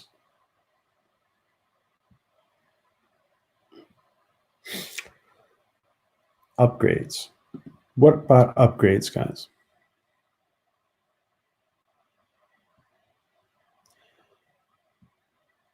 Oh, okay. You're talking about the Tepstein, what's his name? The Rob Lowe character. Yeah. No, I think for some people, bisexuality, yeah, is real.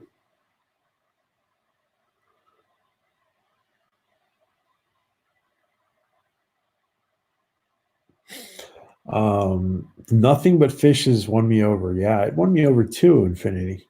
Yeah, absolutely. Yeah.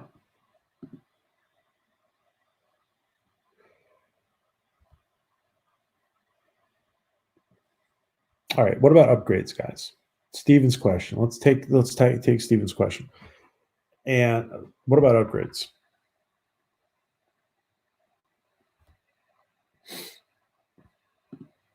Cloaking device. Yeah, the cloaking device is on the shuttles. What about for the ships? That's interesting. And maybe an explanation as to why, maybe for some reason that they can't do it on the ships. They can't do the cloaking. They haven't gotten. They've only been able to do the cloaking on the shuttles for some reason. That'd be an interesting explanation. With krill weapons. Terulio. Yeah, Terulio. Oh.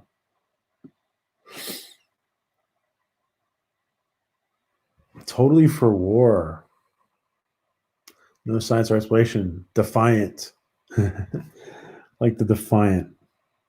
I think that's what the planetary step guys were thinking about when they're talking about their Eisenberg ship.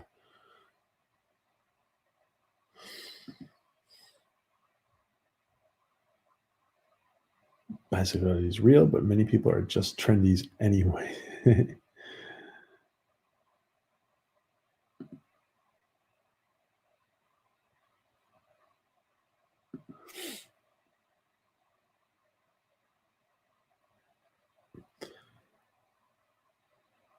Yeah, krill weapons.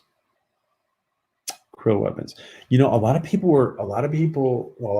We've discussed before several times in here. We've discussed the possibility of the Caliban, right? The Caliban, the guys who have the zoo, the race, the red race who runs the zoo, because they're very advanced, and they could show up in this whole thing with the in this, as another race that's explored more. And then there's that other race too that defeated the krill. That other race that defeated the krill, they could come up too as yes, Defiant.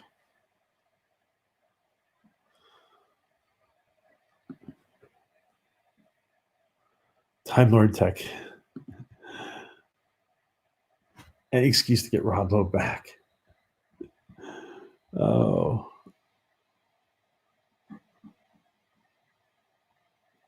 From Newton. He took it from Newton. He said he told Kalen Primary that he took it from Newton, which is surprising. I think a lot of people were going to say Asimov because of the artificial intelligence.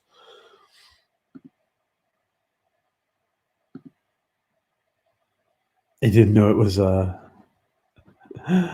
Rob Lowe. Upgrades. Let's see. I think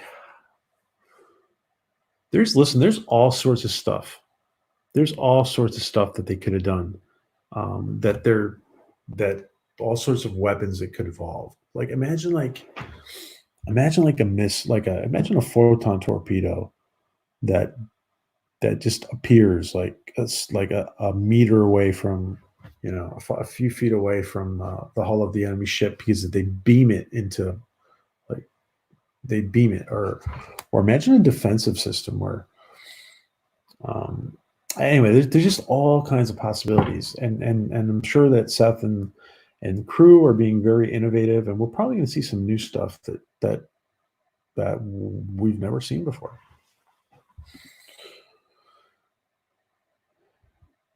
Space Orcs, yeah, the Space Orcs, maybe a problem to unite Krill and Terrans, like the Dominion DS9. Yeah, yeah. So yeah, the Space Orcs who boarded the Krill ship and destroyed it in in the Fishes episode with hyperdrive torpedoes. Yes, hyperdrive torpedoes, Infinity.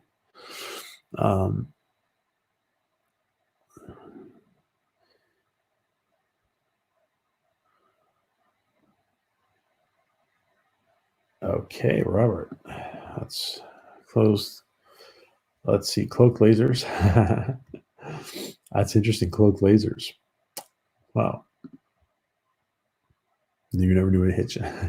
All right, let me pick somebody. Let's take two more questions. Let's pick somebody. Let's see, somebody who hasn't picked a question yet. I'm just doing this by Kronos. What about you?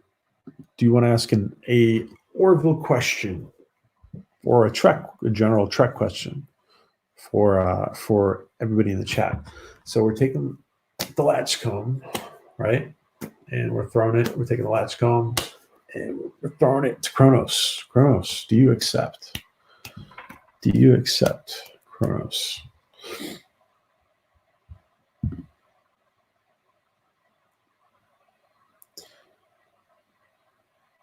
I imagine more will get introduced, but yeah, there's they could do a lot of exploring.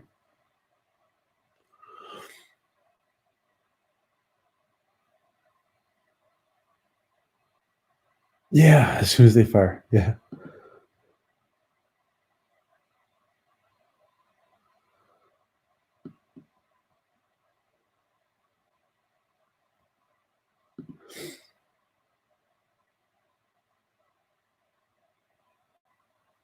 Oh, okay, gotcha, Kronos.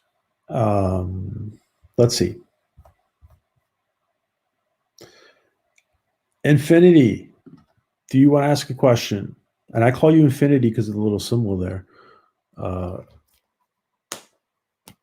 Infinity, do you want to ask an Orville or a Orville or Trek related question to the chat? You can decide to. You can pass if you want, but it's just a question that everybody might want to answer. Except Orville is the new Trek. I hope for the best. Yeah. Do you want to ask a question to the rest of the chat? Infinity.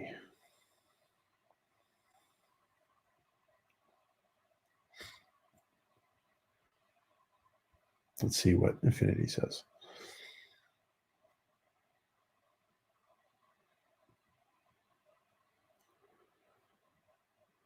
All right, here's a question. Are transporters evil murder booths? Interesting. That's a good question. Thank you, Infinity. All right. That's an interesting question. What do you guys think? So now, yeah, the whole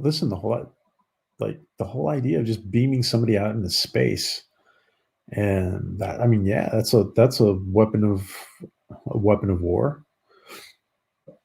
Imagine, imagine just like beaming your enemy out your Imagine just beaming everybody on board the bridge of the opposing ship, just beaming them out in space if they didn't have shields up. Kapla bird of prey. That's a good question. Let's see. What do you guys think?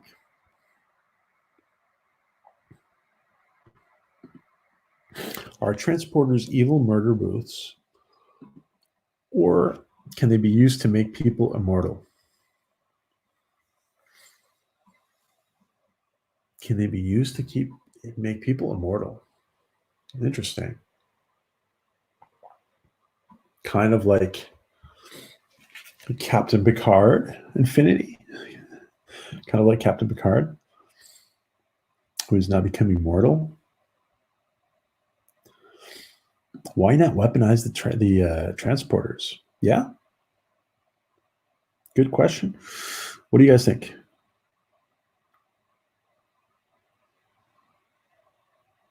Yes, the suicide boots from Futurama. Yeah.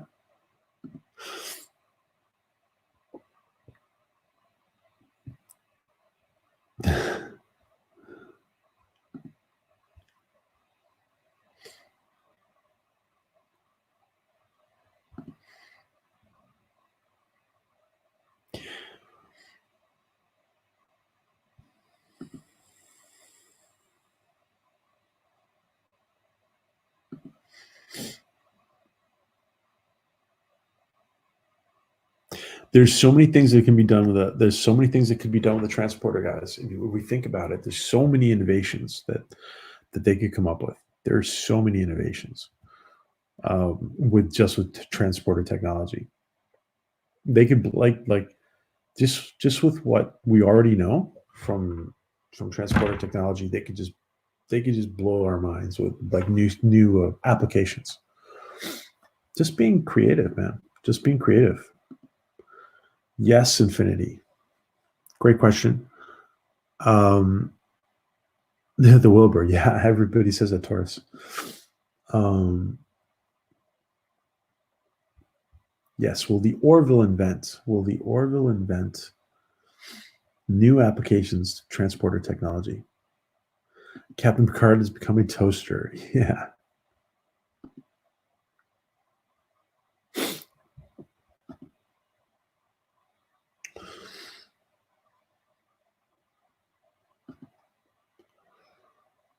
The immortal sarcophagus. A transporter to clone people. We've seen that in Trek. Hey, Wes, what's up, man? I did it myself, Wes, so don't be too envious.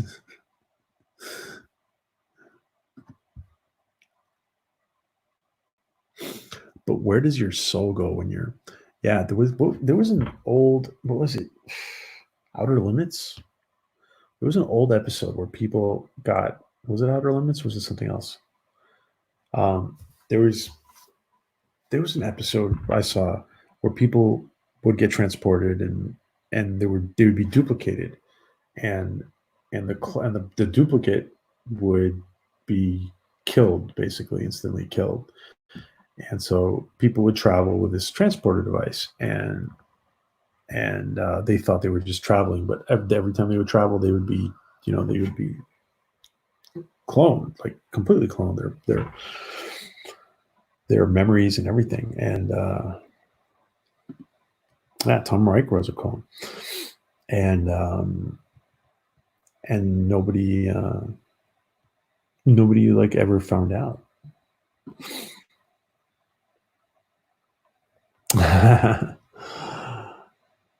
Well, I would, you could try to do it very go. You know what, Wes, Fortean can guide you through. Fortean, who's in here in the chat, are the Orville barber, the Planetary Union barber, could guide you through a haircut. And actually, he's looking for somebody to guide through on his channel live. Right, Fortean? Are you still in here? He almost convinced me to do it. Let's see. Could do a whole stream of transporting the soul. Yeah. All right, let's take that last question. What are let's we've got some great ideas in here. We always have great ideas. What about some innovations that we haven't thought about before for the transporter? So let's take Infinity's last question.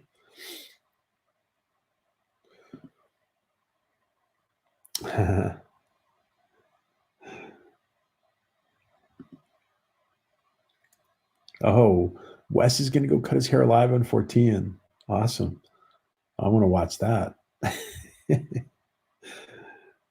There you go on Thursday. Okay, guys. Other before we wrap it up, other ideas. Any other ideas on innovations with transporter technology as a weapon or as other innovations on transporter technology, guys?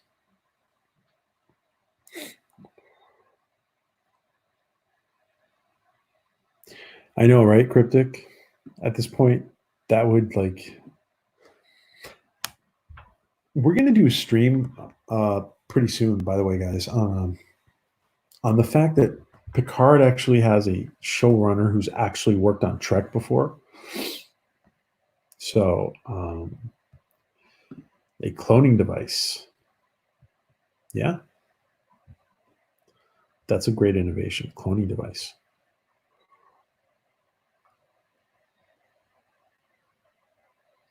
What about other innovations, guys? Other innovations.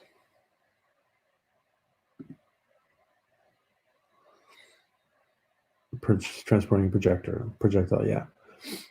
Yeah. Even as a defensive measure, you could transport a oncoming projectile as a defensive measure.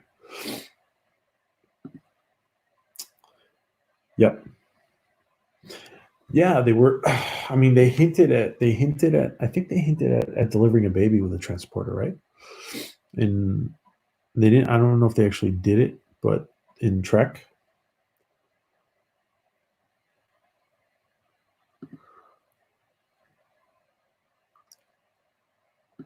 immortality device.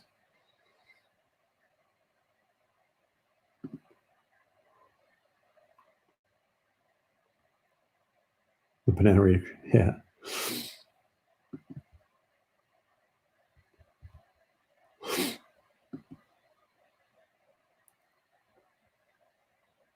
Yeah, you could do a major. Oh, guys, what about this? Let me ask you this question. Do you guys think we will ever see a? And I think we did with the clown episode. We got a little bit of it. You know, the clown that Alara was seeing. But do you guys ever think we'll get a horror episode, like a Halloween type horror episode? And maybe it doesn't have to be Halloween, but it would be appropriate. Um,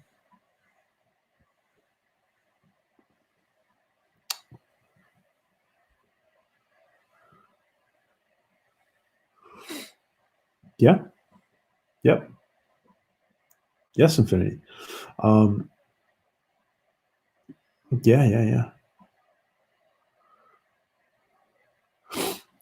Well, you would think that in TNG that they're using the transporter to excise, stuff if it needs to be excised. Yeah, transporter psychosis. Remember that? Yeah, portable transporter. I'll trick his horror. What do you mean? Yeah. So, what do you guys think? Do you guys think we'll have? Oh, Jim Henry says yes. Um, Possibly, yeah. A horror episode. This won't happen in season 3. It'll happen down the road if it happens at all. All right, guys. Let's take one more question. Poor Barkley. I know, right? Barkley's one of my favorite characters. Yeah. Imagine they have Dwight Schultz in a role on Imagine they have Dwight Schultz on a roll on Orville. All right, one more question before we wrap up. Let's see.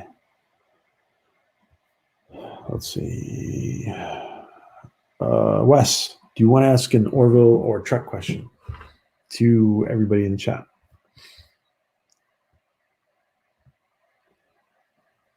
Yeah, I'm a big fan of Barkley. Yeah, Kronos.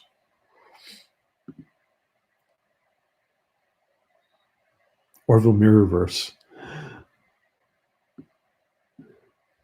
I don't know. Do you guys think there's a chance that they might come back from season one and things might not be quite right from the timeline? That's a possibility we've been talking about. We need a character, a Barkley character in the Orville.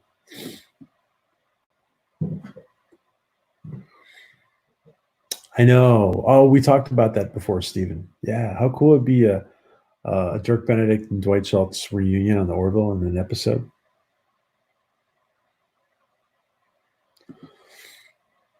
I can't type today. Okay. Oh, okay, Wes. That's a good question. How many times has Picard been captured in TNG and TNG movies? Name. Actually, he has been captured quite a bit. Yeah, Wes. I won't pick you, Cryptic. Yes, New Trek is the Mirrorverse. New Trek is the Mirrorverse Infinity. Totally. Orville is the real Trek.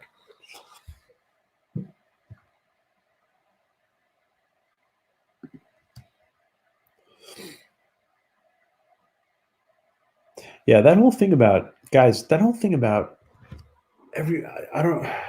made a video. I haven't put it out yet. I made it a while ago. I mentioned in the Sickest of All article that I wrote. There's a few things left out in the editing, by the way, but that's okay. But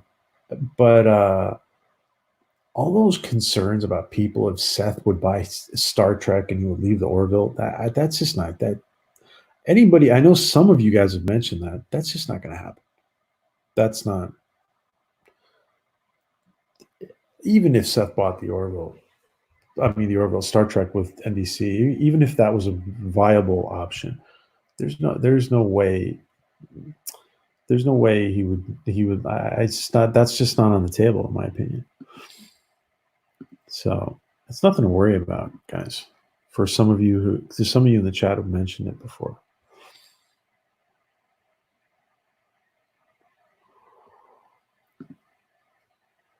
Yeah, at least for now, Trek is in a really bad place. Yeah.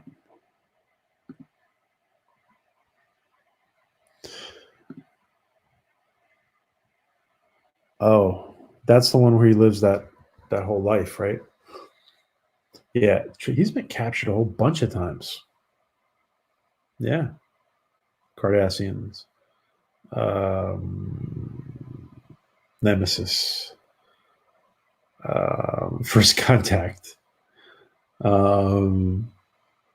Borg in that two-parter where he gets turned into a Borg in season 3 of the TNG. Yeah, he's just yeah. Sisko's wife is in the Orville. Yes. Penny. She's a great actress. Great actress. Hey, Bird of Prey, by the Borg, by those aliens who pretend to be a cadet, by the Cardassians. Yeah. Yeah. Yes.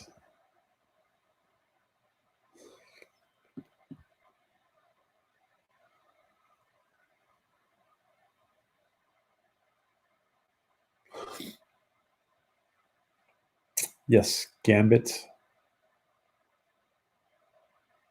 Could you call Gambit?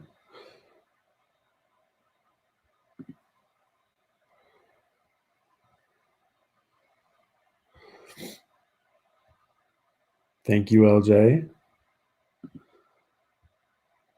Sisko's second wife, technically. Yeah.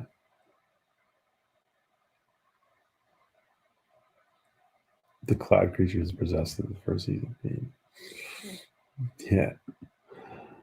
How many times is it been? We're gonna have to do Bird does the counts really well. He does the all the deaths in Star Trek season one of Star Trek Picard. Did all the death count, right? The body count. We're gonna have to ask Bird to tally up how many times he's technically been captured. Yeah.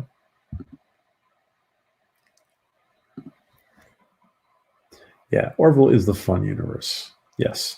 Yeah, so guys, I would yeah, anybody who's still even worried about that, anybody who's still worried about that, that's just not going to happen. There's things about the Orville that are actually superior to Trek. And if you guys, in my opinion, we're when season 3 comes around, after season 3, there's not going to be any argument that the Orville is on par with old Trek. It's and in some ways superior to old Trek. And as far as new Trek, forget it. There's just no competition there. They're just screwing up the new Trek. What a wasted opportunity. What a wasted opportunity with Star Trek, really.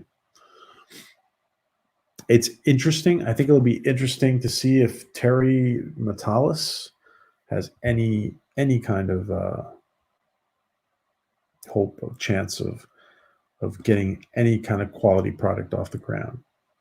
The fact that he's actually worked with on Trek before, on Berman Trek. We'll see. Hail Seth and friends. Hail Infinity. All right, guys. I need to. It's really late here. I am stuck in Europe, and it's really late here. It really is. Should replicators in the Orville have mature settings or addiction settings? Call. Well, the kids needed to they needed to bypass the security to get that bottle of alcohol with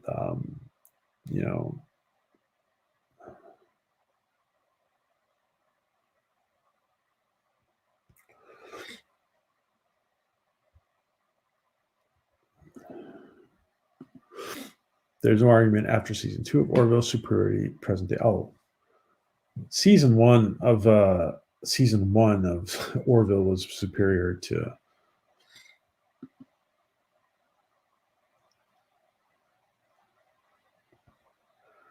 Yeah. Yeah, there's no pretending. There's that parody.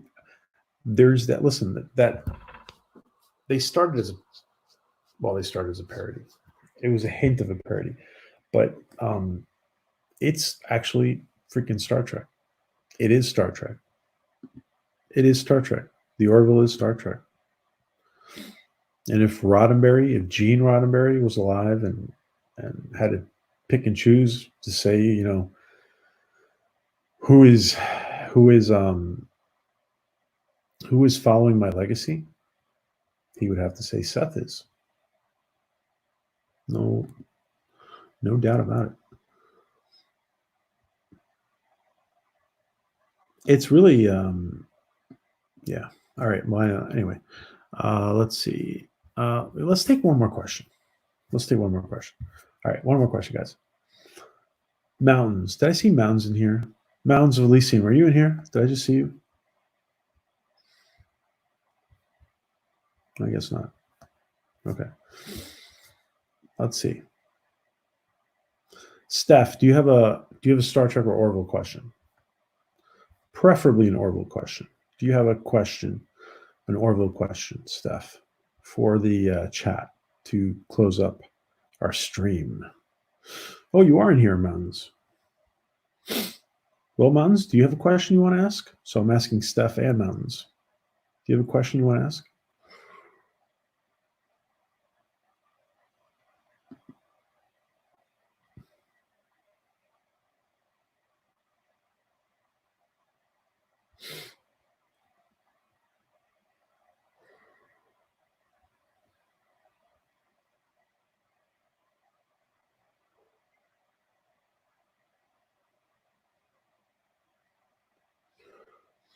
let's see if either of you want to ask a question.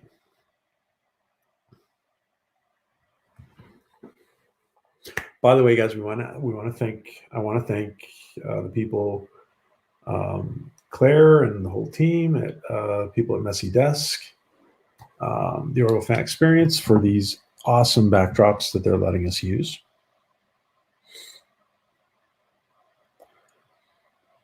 Beautiful backdrop of the Ready Room on the Orville.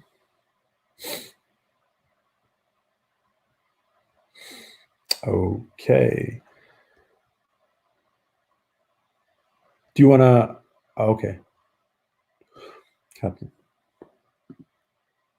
All right. So Steph has a question. Steph has a question. And guys, again? Thanks for. We had a nice Doctor Who discussion yesterday. And so thanks again to DJ and to Troy and to Katie and to Jeff and Peggy, who was around, but she couldn't get on.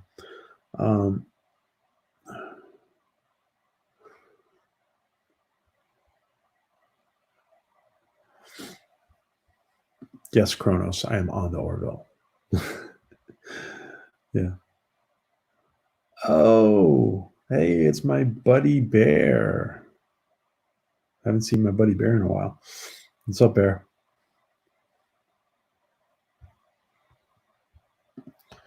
Oh, it's disgusting. Sheer fucking hubris. Oh, God. Yeah. Okay.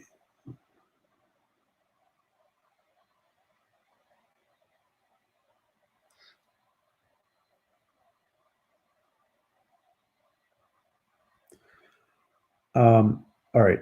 Let's see. There's a question from Mountains. Where is the question? Sorry.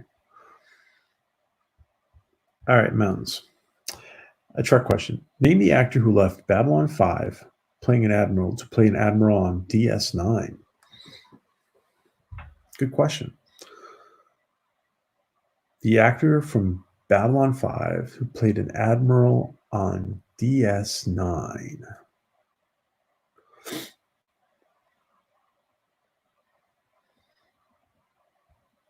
What do you guys think?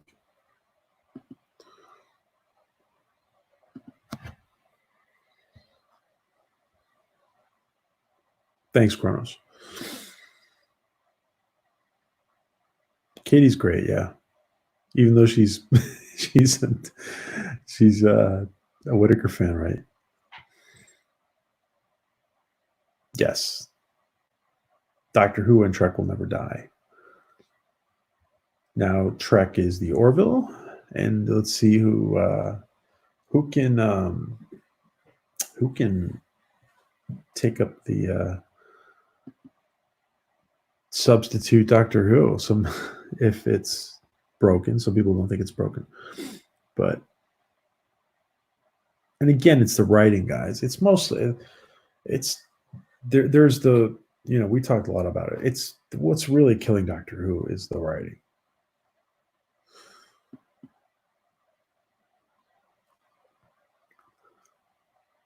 And Ron Picard was in Tank Girl. Really?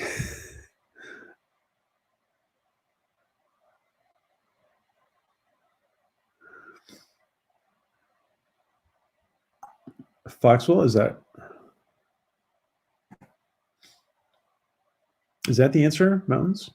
Foxwell? And Tank Girl was in Voyager.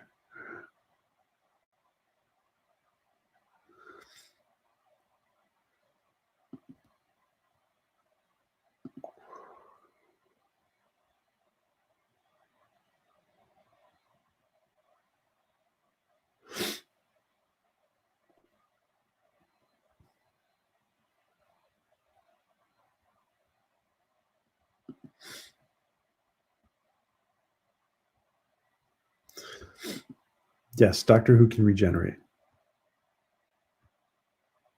Yep, Doctor Who can regenerate, and it can get fixed. I assume that's what you're meaning to say, Infinity, that it can get fixed, right? Because it can regenerate and it can get fixed.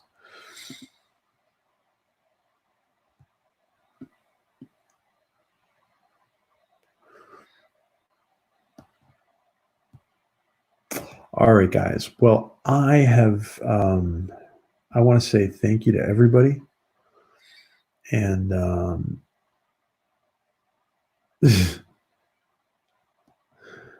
yeah. Oh, Star Wars. Poor Star Wars. Poor Star Wars. I've been hearing some Star Wars news, guys. At, um, um, that I'm not gonna get into. Yeah, but it's not looking good. Yep. All right, guys.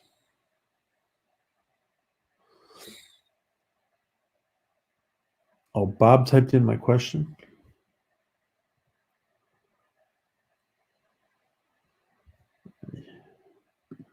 Yeah, bird. Yeah, bear. Yeah. Bob typed in your question. Yeah, there's. I can't. Yeah, I didn't actually think because I had a YouTube channel that I'd be hearing a lot of some of these things, but yeah, I'm not going to really get into the Star Wars stuff right now or at all. Right, I'm not going to get into it. Let's see. Your question was put in by Captain Robert. Name other sci-fi series from the late 70s that DC Fontana worked on. Oh, that's what you guys were saying. Buck Rogers. Okay. It is Buck Rogers, isn't it? Well, that's one.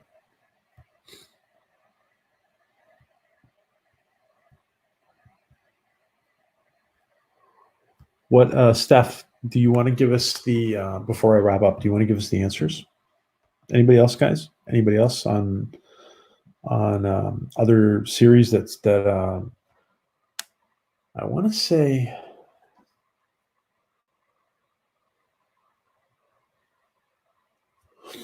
did she write for like $6 Million Man or something?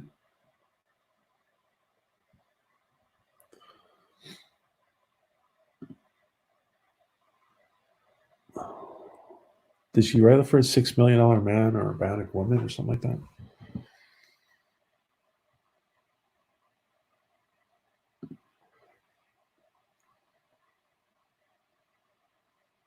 So, are there other than Buck Rogers? Are there a few other? Do you want to give us some?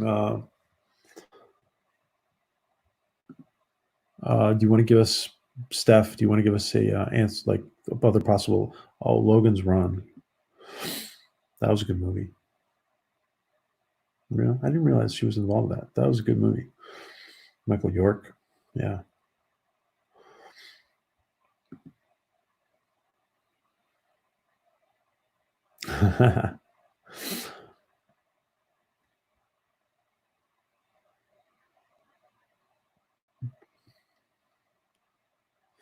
Yes, we love Logan's Run.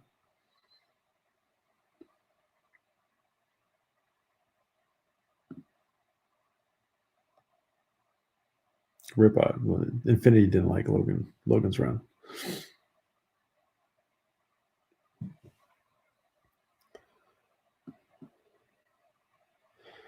Good night, Fortean. It's time for you to go to bed. Yes.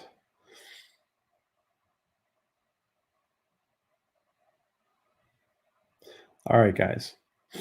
Well, I am going to go to bed myself. Listen, it was story editor. Okay. On Logan's Run TV series. Oh, TV series. Okay.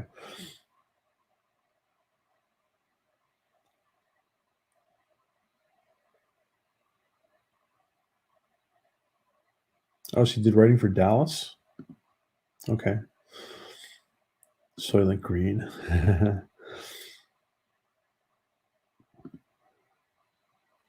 God bless the costume department. All right, guys. All right, guys. Well, listen, thanks for everybody. Thank you, everybody, joining us tonight. Mountains, Bear, Wes, Peggy, Mr. Miles, Cryptic, Steph, Captain Robert, Infinity, Jim Henry, Kronos, everybody who's in here, guys. Thank you so much. Everybody who's in here earlier, Mac, Kadega. I think Troy is streaming right now on Max Entertainment, World Entertainment.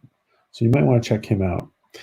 And yeah, Mortimus, everybody who's been in here. Thanks, guys. You guys all have an amazing night. Stay safe. And many blessings to all of you. Hopefully everything is starting to get better. And we will all be better people for having, come through this all together. So many blessings to all of you guys. Stay safe, stay positive, and stay passionate. Good night to you all. Have a good start to your week.